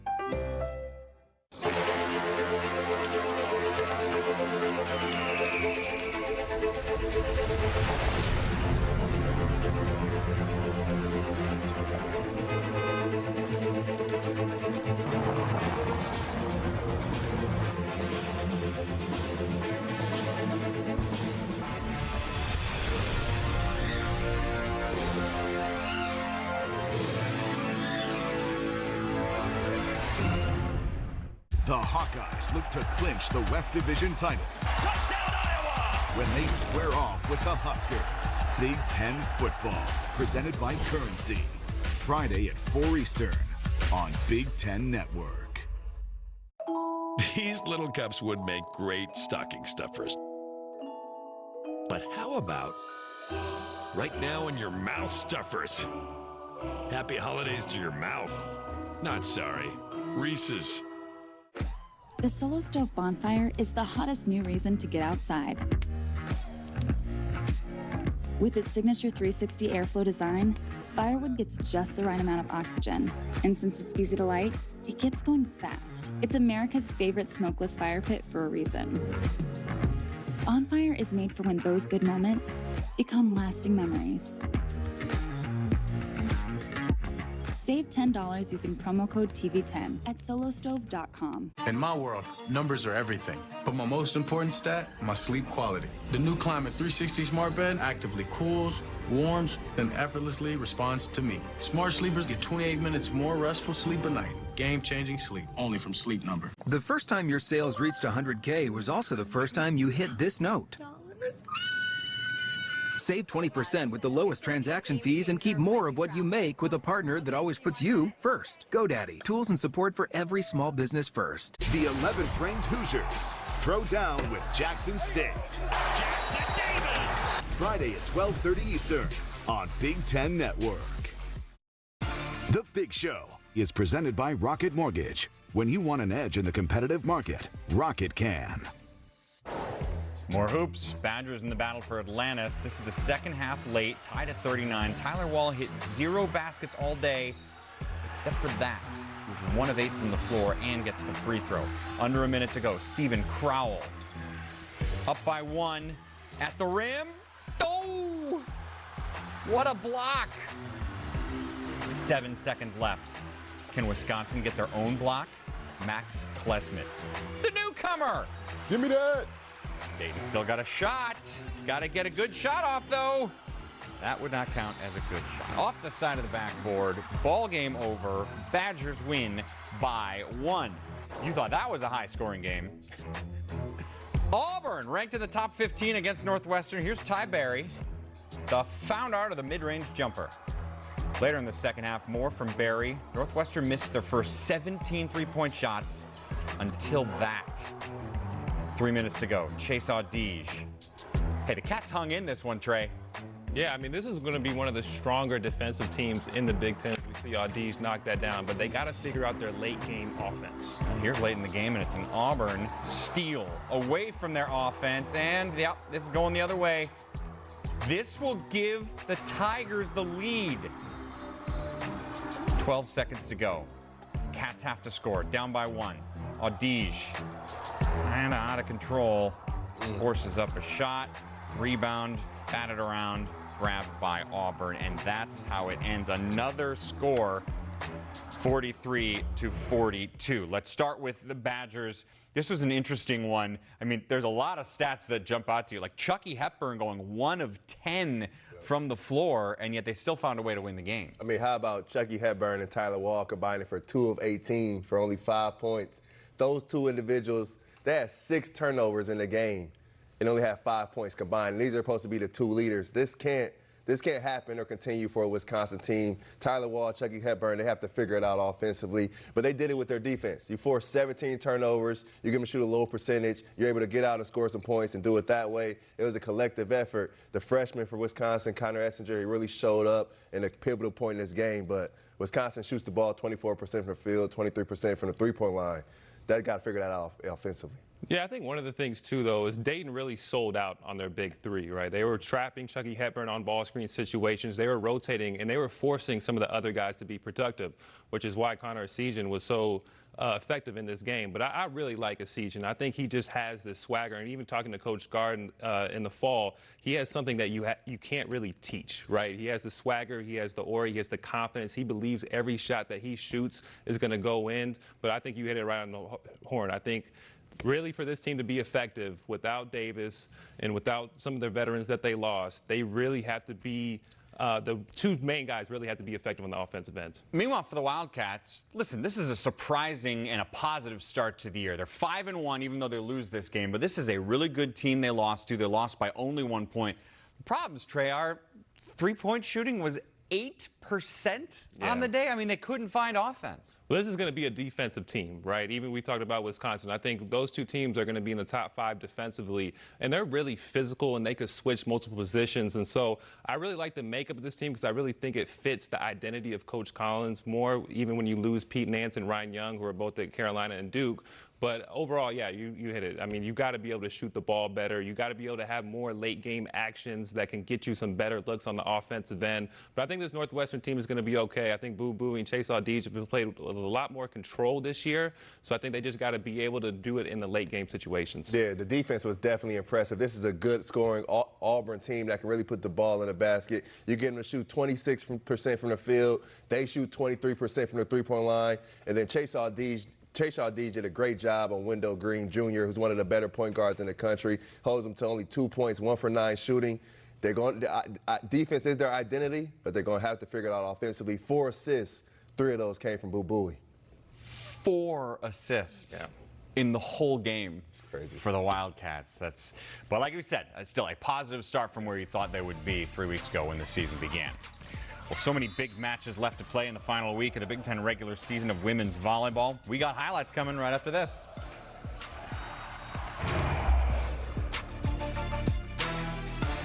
Take a picture.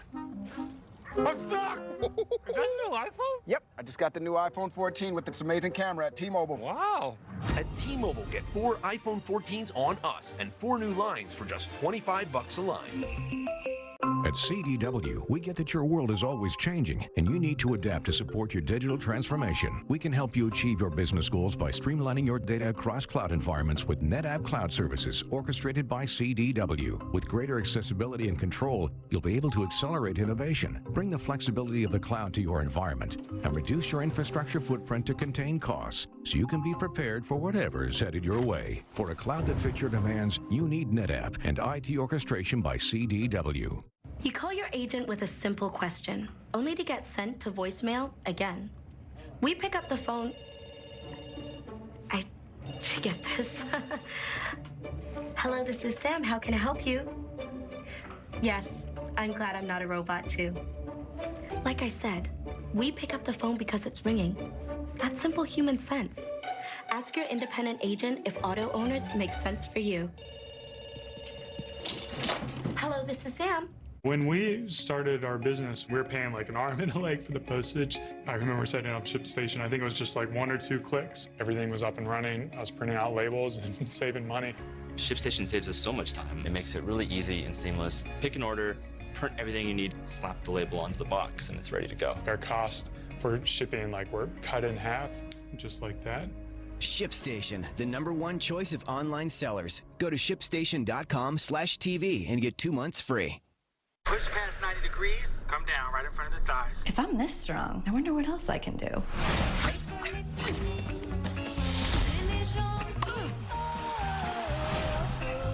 See our best holiday deals at Bowflex.com. Show the world what it means to be a Big Ten fan at Fanatics.com. The largest assortment of officially licensed Big Ten fan gear anywhere. Shop now and get today's special offer. Fanatics.com. Officially licensed everything. Big Ten Tailgate gets you ready for Nebraska, Iowa. Friday at 2:30 Eastern. Presented by Buffalo Wild Wings. Only on Big Ten Network.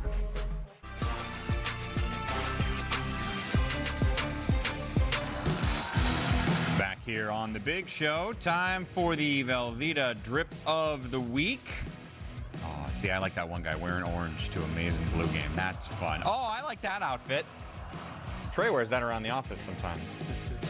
That's what Rafo wears, meanwhile. All right, let's get to some volleyball highlights. Penn State taking on Northwestern. Lions ranked number 11th in the country. Temi Thomas-Ailara, one of her 22 kills. One set apiece. In the third, Penn State up 23-19.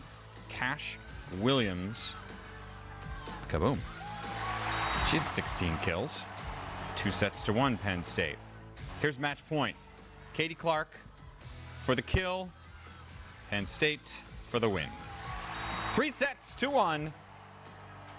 Penn State, 23rd win of the season. Here's Purdue taking on Maryland. Boilers with a 2-1 set lead, but trailing the Terps in the fourth. Eva Hudson down the line. We're tied at 27 all. Later on, looking for match point, Raynell Jones. Raynell, back corner. Terps not going away. It's 28 all, but it's Raven Colvin time. Finally, an athlete in the Colvin family. Colvin goes on to serve the ace for the match point. Boilers beat the Terps 3-1. Michigan and Iowa. This was a good one. Michigan takes the first set. They're up 24-19 in the second. Great dig from Hannah Grant, keeping it alive. Jess Robinson. Look at that. Beautiful. Michigan takes the second, 25-19. But Iowa comes back. It's set point in the fourth. Bailey Ortega serves, then gets in position. Nicely placed. We're off to the fifth set. Match point. Iowa serving Michigan's Robinson. Goes for the kill. Too long. Iowa comes back from down 2-0 to win the match. Some interesting volleyball games coming your way. In fact, how interesting is this?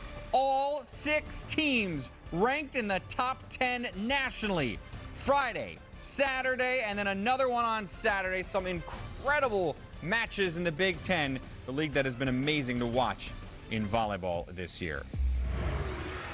Interesting Thanksgiving Day matchups in the hardwood, including the Spartans in the top 20 battle and the Boilers in a matchup of unbeatens. We'll preview it next.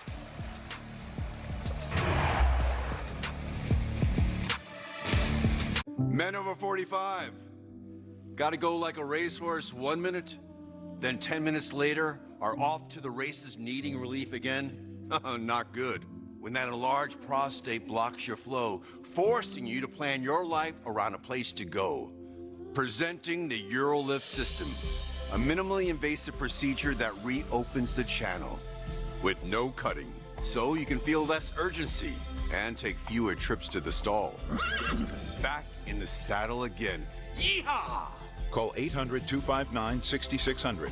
Most common side effects are temporary and can include discomfort when urinating, urgency, inability to control the urge, pelvic pain, and some blood in the urine. Rare side effects, including bleeding and infection, may lead to a serious outcome and may require intervention. Lasting relief, men, is here. Ask your urologist about UroLift or call 800-259-6600 today. A lot can happen on a Saturday. Dave, Jerry, and Howard recap it all. The Final Drive, presented by Auto Owners Insurance, Saturday on Big Ten Network.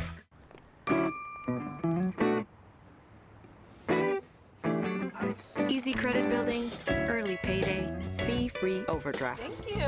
It's banking the way it should be. Chime, the #1 most loved banking app. What is it about NFL Red Zone that makes Sunday epic? It is wild. Is it every play that matters on up to 8 screens at once? It is caught. And every touchdown from every game Sunday afternoons? Unbelievable. Yeah. Touchdown. It is. Go to NFL.com/redzone and get it now. Included in the multi-sport pack. Order today. Since using Chime, this is what we do full-time now, is renovate RVs. To help build our credit, we use Chime's Secured Credit Builder card. By making everyday purchases with on-time payments. I Chime because building our future has never been easier. Hey, Pablo's kept the promo in. Look at that. Big Ten Tailgate Friday coming your way from Iowa City before the big game with Nebraska and Iowa where the Hawkeyes can clinch the West Division. Join us, 2:30 Eastern, 1:30 Central Time. I'll be in Iowa City with Brock Vereen. We're going to have a good time, man. Final one on campus of the year. Meanwhile, Thanksgiving, we got some basketball games. So Wisconsin wins. They got KU. No big deal. Jayhawks a make-believe bird. You got Alabama and Michigan State. Those are a couple of top 20 teams. A couple of beatings with Purdue and West Virginia. Oklahoma, Nebraska, old school rivals meeting up there. Let's talk about some of these games. How about that late one? Top 20 battle between the Crimson Tide and the Spartans. Why are you interested in seeing that game? I want to see how Joey Hauser and Malik Hall play. Joey Hauser, when he plays well, Michigan State plays well, and Malik Hall is too talented to be up and down and to be consistently inconsistent. Those two guys have to be able to come out every single night, play their game, play hard, and then I also want to see Jay Nakins. He's dealt with some injuries. I want to see what he looks like, what type of rhythm he's going into December. I just want to see the demeanor of this team. They're coming off some huge wins. Everybody's showing them love. Everybody's patting them on the back. Can they keep this momentum going and keep that competitive edge? And they've really got it done on the defensive end. Teams are shooting under 35% from the field. And you think about who they played thus far. So I want to see if they can keep that going. Watch Purdue and West Virginia.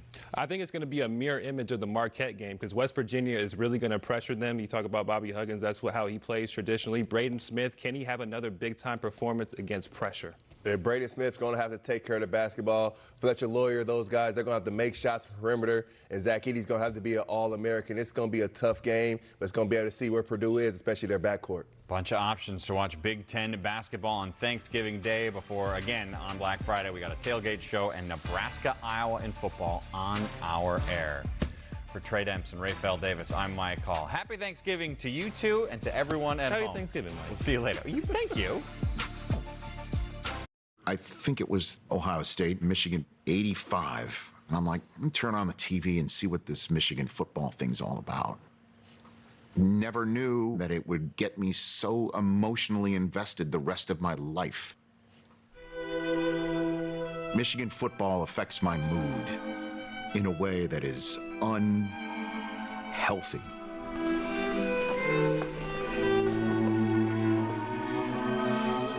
Human beings are a fascinating species. The different paths individuals take throughout their little slice of space and time is wide-ranging and beautifully eclectic.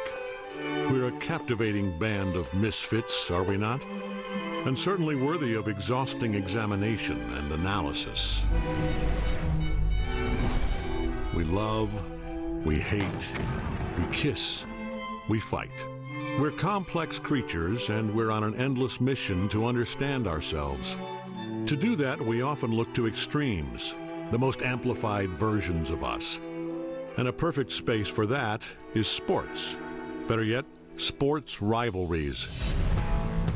Jack Nicklaus and Arnold Palmer meet in a match that dangles $50,000 in first prize money. There's something about a sports rivalry that makes humans go haywire. They bring out our best. The fight wouldn't go the distance. I'll stop it. Stop me, you. Or our worst. But why? Why do rivals make us work, cheat, hustle, and even hug? Rivalries are everywhere, and they explain a lot about who we are and how we tick. So understanding them might just help us understand something about ourselves.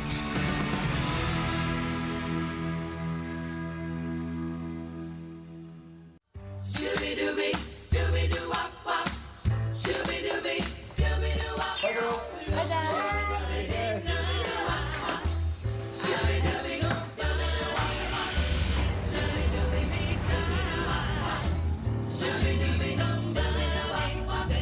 I'm Dr. Dr. Joe Cobbs. My name is David Tyler, and I'm a co-founder of the No Rivalry Project. Our main area of research is around sport rivalry. The way that we got interested in rivalry was we were working on a paper and looking for the research in rivalry that we could cite. Needed a quick definition of rivalry. So I went out to the literature and realized that definition did not exist. There was not an academic consensus around what rivalry is and what it means and what its core properties are. We started to dig into it. Eventually, the No Rivalry Project was formulated. Joe and David's No Rivalry Project is a decade-long study into what really makes a rivalry. It's based on thousands of fan surveys and different scientific theories. And while you may think that conceptually pinning down exactly what rivalry is seems intuitive, you know, Team A hates Team B, think again, or overthink again. Can't we just use a computer? Dude, it's for dramatic effect. Just go with it. The definition of rivalry is a conflict with a highly salient outgroup that poses an acute threat and enhancement to in-group member identity and or esteem. Did you guys try to cast someone that looked vaguely like me? You could have just asked. Anyway, this is Joe and David's definition of rivalry. And while it may sound a bit over-intellectualized, it isn't. And it's important. Let's break it down. So, in-groups and out-groups. An in-group is us, any group of people we identify with and show favoritism for. An out-group is them, literally any group that isn't us. Now, there can be many different out-groups, i.e. different opponents. But certain opponents can be highly salient or most top of mind. An acute threat is a very focused threat. We're not going to accomplish our goals if we don't overcome that opponent. Now, that threat can enhance your identity whenever you defeat it or just by existing as your rival. Fans, they even identify with that rivalry. So enhancement can come from just being part of that rivalry and having those games take on greater meaning. So, with the help of Joe and David and psychologists, sociologists, and neuroscientists who specialize in rivalry, we'll get much deeper into the science of this. But what we need now is a case study.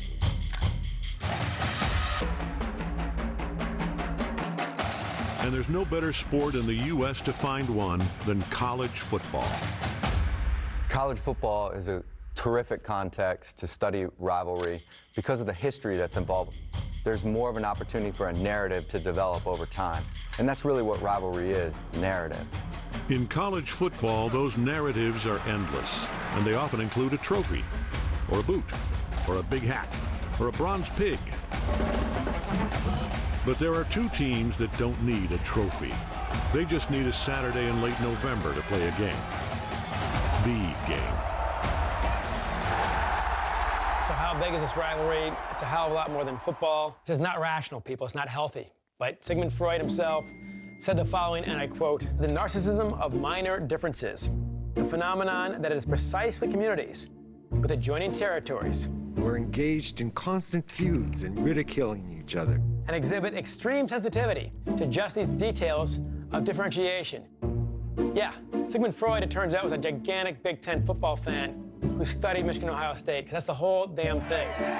We're better than you are. No, we're better than you are. And it's based on God knows what. That's a rivalry. Okay, folks, here's your disclaimer. J.K. Simmons back here on the Rich I'm Eisen. pretty close to this rivalry. I was born in Michigan, but raised in Columbus. Right, switching hats. Off goes the Tigers. There goes the Ohio State And hat. I am a man of many hats. J.K. diehard Simmons. Buckeye. Thank you. JK, I don't get it, man. You didn't even go to the school. Rich, my dad taught there. I know why. You're not even from the state. Dude, I lived there till I was 18. I don't understand it. We need to deprogram JK. All right, that's enough of you. Listen, I'm going to do my best to play this straight because this rivalry is way bigger than just one fan. And here's why. There is a reason why this game is called the game. I say the Ohio State-Michigan game is the biggest rivalry in all the sports. Two ancient rivals, and the stakes have never been higher. In a series that dates back to 1897. A geographical rivalry, and then you get a generational rivalry. They snap it. Haskins dives. Touchdown, Wolverines. Constant competition. Touchdown. That's why I chose Michigan. Brady and the Wolverines cash in. It is the week that I can't wait for. It was named the game for a reason. Two super oil tankers coming at each other. Hey, you gotta hit it. I don't think there's anything else quite like it. It's one of one. This is real. It's visceral. If you don't like to risk everything, then you should never be a part of a rivalry like this. This is not a game, this is war. Now that's a case study. I'll be back in a sec. We can't wait forever. Order nacho fries, please. Made with Mexican spices. Made for nacho cheese sauce. Only at Taco Bell.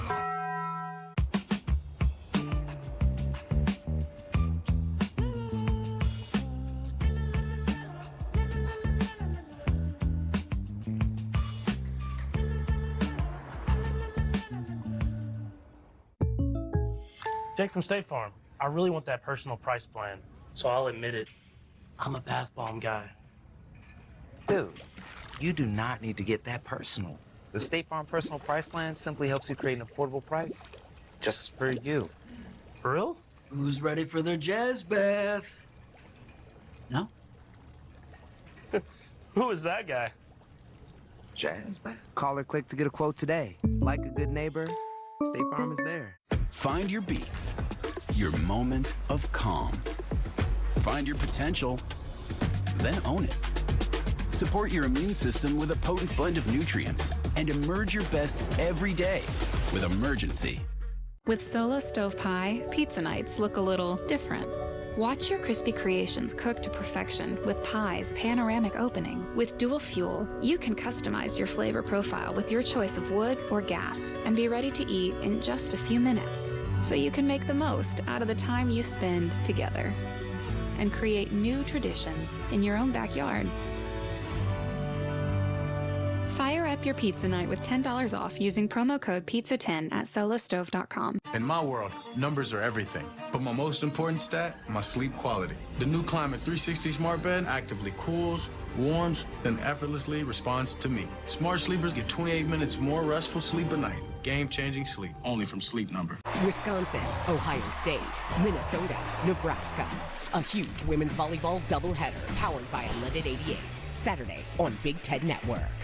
Saturday, December 3rd, Lucas Oil Stadium in Indianapolis. The 2022 Big Ten Football Championship game presented by Discover. Tickets are on sale now. Secure your seat as the champions of the East and West Divisions collide for the conference's ultimate prize. Get your tickets today and gain complimentary admission to the Big Ten Fan Fest presented by Dr. Pepper. Don't miss the 2022 Big Ten Football Championship game in Indianapolis, Saturday, December 3rd. Visit big10.org/FCG now for ticket information. Rivalries are natural. They form organically. Humans are fundamentally a social species. We need both a sense of belonging to a particular group, but then a sense of competition with an outgroup. Once we decide who we care for, we got to find out who we don't like, right? So how do those we don't like become our rivals? November. So one of the first things we did with our research was just trying to understand what makes up a rivalry. Our survey data allows us to look at a really broad picture of rivalry. Over time, as we started to field that survey, commonalities started to emerge. We went through and extracted 10 different core elements of rivalry. We grouped these into 3 buckets. Think of them as the ingredients to the rivalry recipe. We have all of our delicious ingredients laid out, so let's get started on our rivalry. Now, there are a lot of ways to make a beautiful rivalry. All rivalry recipes are a little bit unique in terms of how those ingredients are mixed together. So let's take a cup of conspicuous moments and mix it with competitiveness. So you might see common ingredients across a lot of different rivalries, but which out of the 10 ingredients come together is often unique to any particular rivalry. You're guaranteed a lovely, mouth-watering rivalry. Thank you, Annie. So to recap, that's 3 buckets, 10 ingredients, and a lot of alliteration. Consider this our rivalry rubric. And Ohio State, Michigan ticks just about all the boxes. So we are going to go bucket by bucket and see why this is the biggest rivalry in all of sports. Michigan Ohio State is the #1 sports rivalry. There's nothing that compares to it. Let us begin with conflict conditions. Conflict conditions are the tangible threat. This is where that narrative starts to develop. These conflict conditions offer us the opportunity to measure ourselves against our rivals. When you think about conflict conditions, how often do I come into conflict with this particular opponent? You think about the consistency. How competitive is the rivalry? Uh-oh, this one doesn't look so competitive.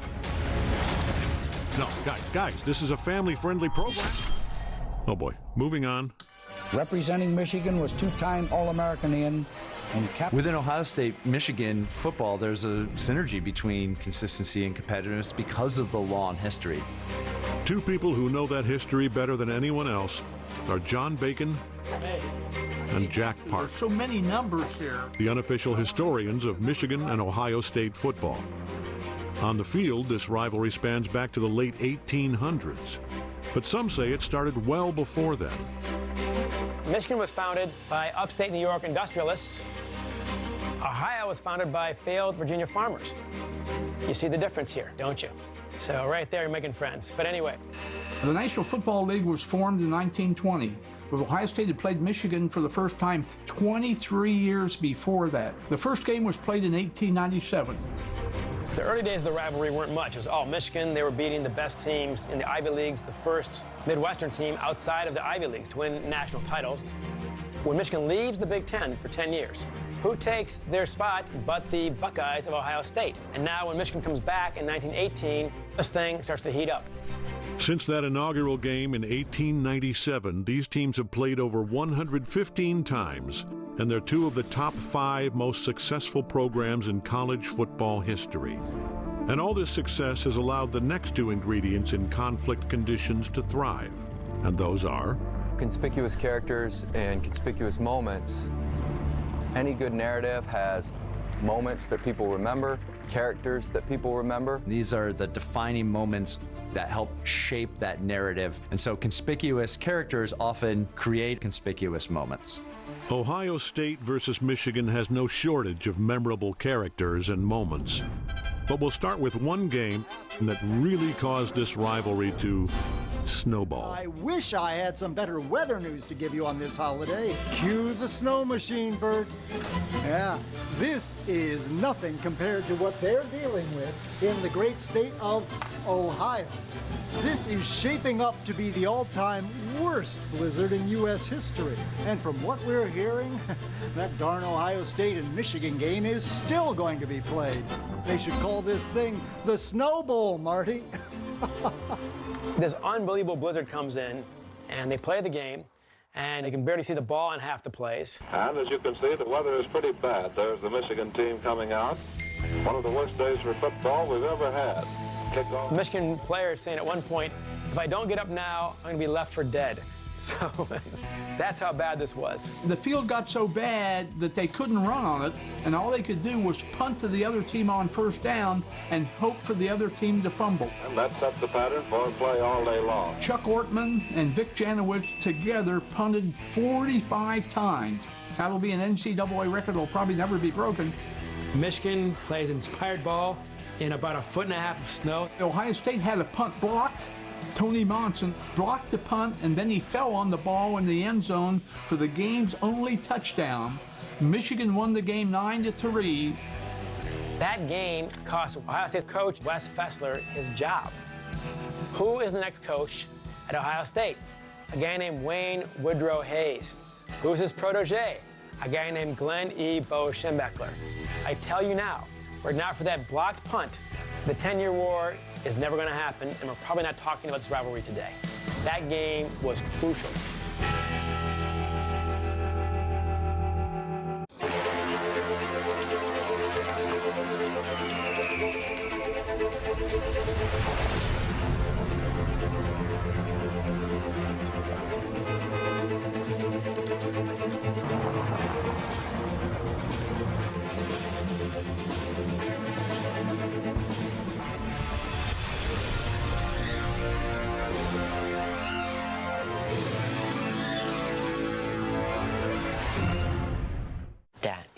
definitely him. Dude, that's just a guy taking a little break with a peppermint frosty.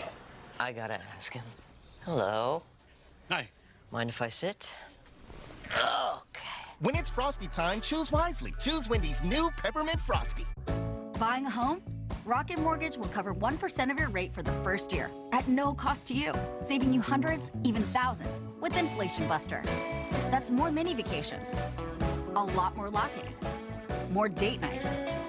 Plus, if rates drop within 3 years of your home purchase, you get exclusive savings when you refinance with Rate Drop Advantage.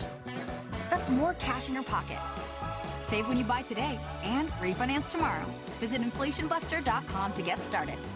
Why do so many businesses use Stamps.com? They save time by printing discounted stamps and shipping labels right from their computers. Get a 4-week trial plus postage and a digital scale. Go to Stamps.com/TV and get started today. A lot can happen on a Saturday. Dave, Jerry, and Howard recap it all. The Final Drive, presented by Auto Owners Insurance, Saturday on Big Ten Network. You deserve a better credit score. Whoa. Chime can help no matter where you're at. Whoa. Because with everyday purchases and on-time payments, Whoa. things can happen a lot easier. Whoa.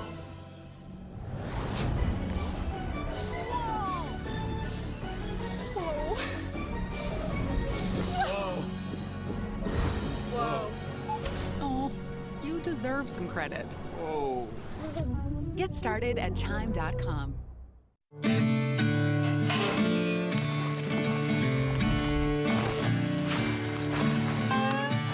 Slow it down, Haskell. We got all day. Not if we get rained out, we don't. Rained out? Says who? What's the weather? Rain it in before you get rained out. With Dish, you can access multiple weather apps on your Hopper or check the forecast with your voice remote. Don't say it. Don't even say it. Yellowstone. New episodes, Sundays at 8, exclusively on Paramount Network. They're not listening again. You're not either. You're up here in the king row and you haven't got a shirt on. Don't come in here again without a shirt on. And I get on you because you're in the front row. When a mistake is made, I like to get on to my best ones, not onto the rinky-dink kid that's sitting in the back row. I like to get on the guy in the front row. There is no more conspicuous character in the Ohio State-Michigan rivalry than Wayne Woodrow Hayes. When Hayes was hired in 1951, not many knew his name. But over the next 27 years, he'd become one of America's greatest sports icons. I don't know how do you sum up Woody Hayes. I mean, that's a whole other show. Woody Hayes, he was a very complex man. He has got to have been, along with General George Patton, the most intense and disciplined American ever born. He was an Ohio native. He was in the Navy. Changed Ohio State football forever. The players who played for him adored him. But he had this temper, and it was kind of uncontrollable. He couldn't control it. He's the guy you gotta hit him. He didn't make mistakes in practice You cannot be that deliberate. For God's sake. because you're talking about a temper. That's when he really kind of go off. He once punched himself in the face. It was a real punch. I mean, glasses flew. This is the real deal. Dumb. Woody Hayes' teams played the same way he treated his face. Smashmouth football. Powered by his signature 3 yards in a cloud of dust style, the Buckeyes started running through the Big Ten and Michigan. There's like Ohio State before Woody, and then there's Ohio State after Woody. From 1951 to 1967, he won 3 national titles, 4 Big Ten championships, and beat that team up north 11 times. Woody's dedication to winning football games was borderline obsessive, because to him, Ohio State was about much more than football. Woody Hayes was a military historian. He liked to teach his players about history and military battles and really relating so much of life to football for them. In his mind, football was a model for how the country should be run. You did what you were told, you sacrificed for the team. I try to make something from Ohio State football that people can look up to, and believe me, they do. I mean, to him, Ohio was the best of the country. Ohio State was the best of football, and football was the best of America. You don't get along on mediocrity in football. You've got to be a winner. All these things that really, really bothered Woody Hayes, a lot of them were connected to Ann Arbor. I got almost everything. Ann Arbor was really a countercultural center. They had all these long-haired hippies smoking weed. Were they connected to the football program? No. But could Woody Hayes separate these things in his mind? That wasn't really how Woody Hayes thought. In 1968, Woody's Buckeyes, led by a group of super sophomores, were on the brink of an undefeated season when they hosted Michigan. That 1968 team was dominant. They would stomp most of the teams they played. In 1968, the Michigan game against Ohio State was 21-14 at the halftime, and then the Buckeyes outscored Michigan 29-0 in the second half. That gave them 50 points, and Woody Hayes kept the offense on the field. It's quite possible, Lee, that Ohio State may try for 2 here. And he had them go for 2. You were up 50-14. Why did you go for 2? And Woody said, because they wouldn't let us go for 3. Well, because they wouldn't let me go for 3. He said he couldn't go for 3. Because I couldn't go for, I don't think you quite understand that. He did not say that. And he had made that comment, but it wasn't in 1968. And that's what gets me about Woody Hayes is there's probably a good bit of myth involved, but the record he had against Michigan is no myth at all. After the embarrassing loss in 1968, Michigan had to make a change. And they chose a relatively unknown coach from Miami of Ohio named Bo Schembechler. I'm looking forward to the opportunity of working here and coaching the University of Michigan Wolverines. Bo Schembechler came to Michigan my junior year, 1969. So I go down to the coach's office. I see Bo coming down the hallway, and I stick out my hand, and I go, "Hello, Coach Dan Deerdorf." He grabbed me, and he goes, "You're fat, you're mine, and I never forget." And I'm thinking to myself, this guy looks nuts. I just remember covering the team at the Michigan Daily, and I was just intimidated by the man. I was just scared. His whole thing about those who stay will be champions, that was real, because we had guys quitting every day. Come on! Come on! Bo Schembechler and Woody Hayes had history long before they became coaches of rival teams. Bo had played for Woody at Miami of Ohio, and then spent 4 years as his assistant at Ohio State. They were very close, but these were not two guys that told each other how much they loved each other. Their closeness was really built on professional respect, shared passion, and similarity. If we call stick, we block it as a stick. Then as soon as you get outside of that guy, go in and we can have a guard out here. We go to work, out to the... Bo Schembechler took kind of the similar approach when it came to football, the way he liked to coach football. Running games, repetition, fundamentals. Mr. 3 yards in a cloud of dust. He got that from Woody Hayes. Like, how frequently did they play, right? Consistency? How frequently did they But there's a deeper explanation for this rivalry between Woody and his former protege. Conspicuous characters. Think about Ohio State, Michigan, Woody Hayes and Bo Schembechler. And our next category of rivalry ingredients explains this. So a lot of times we see this strong similarity show up in sibling rivalries where they grow up in the same family, hold some of the same values, and especially in the case of twins or identical twins, even have the same appearance. Twins, you say? Well, these twins seem to be rivals. Creepy. You were measuring yourself against the closest version of yourself. What about these twins? Yep, also rivals. Rivals are most often people or teams who are very similar to us. Those are the targets that we most naturally compare ourselves to. I think our shared traits help illuminate our differences. And I think that that was a big part of this too. Bo Schembechler wasn't some hippie smoking a joint on the sideline, right? He was a lot like Woody Hayes. They were so much alike that it made you notice their differences. Bo's first face-off with Ohio State featured his number 12 ranked Wolverines and Woody's unbeatable number 1 Buckeyes.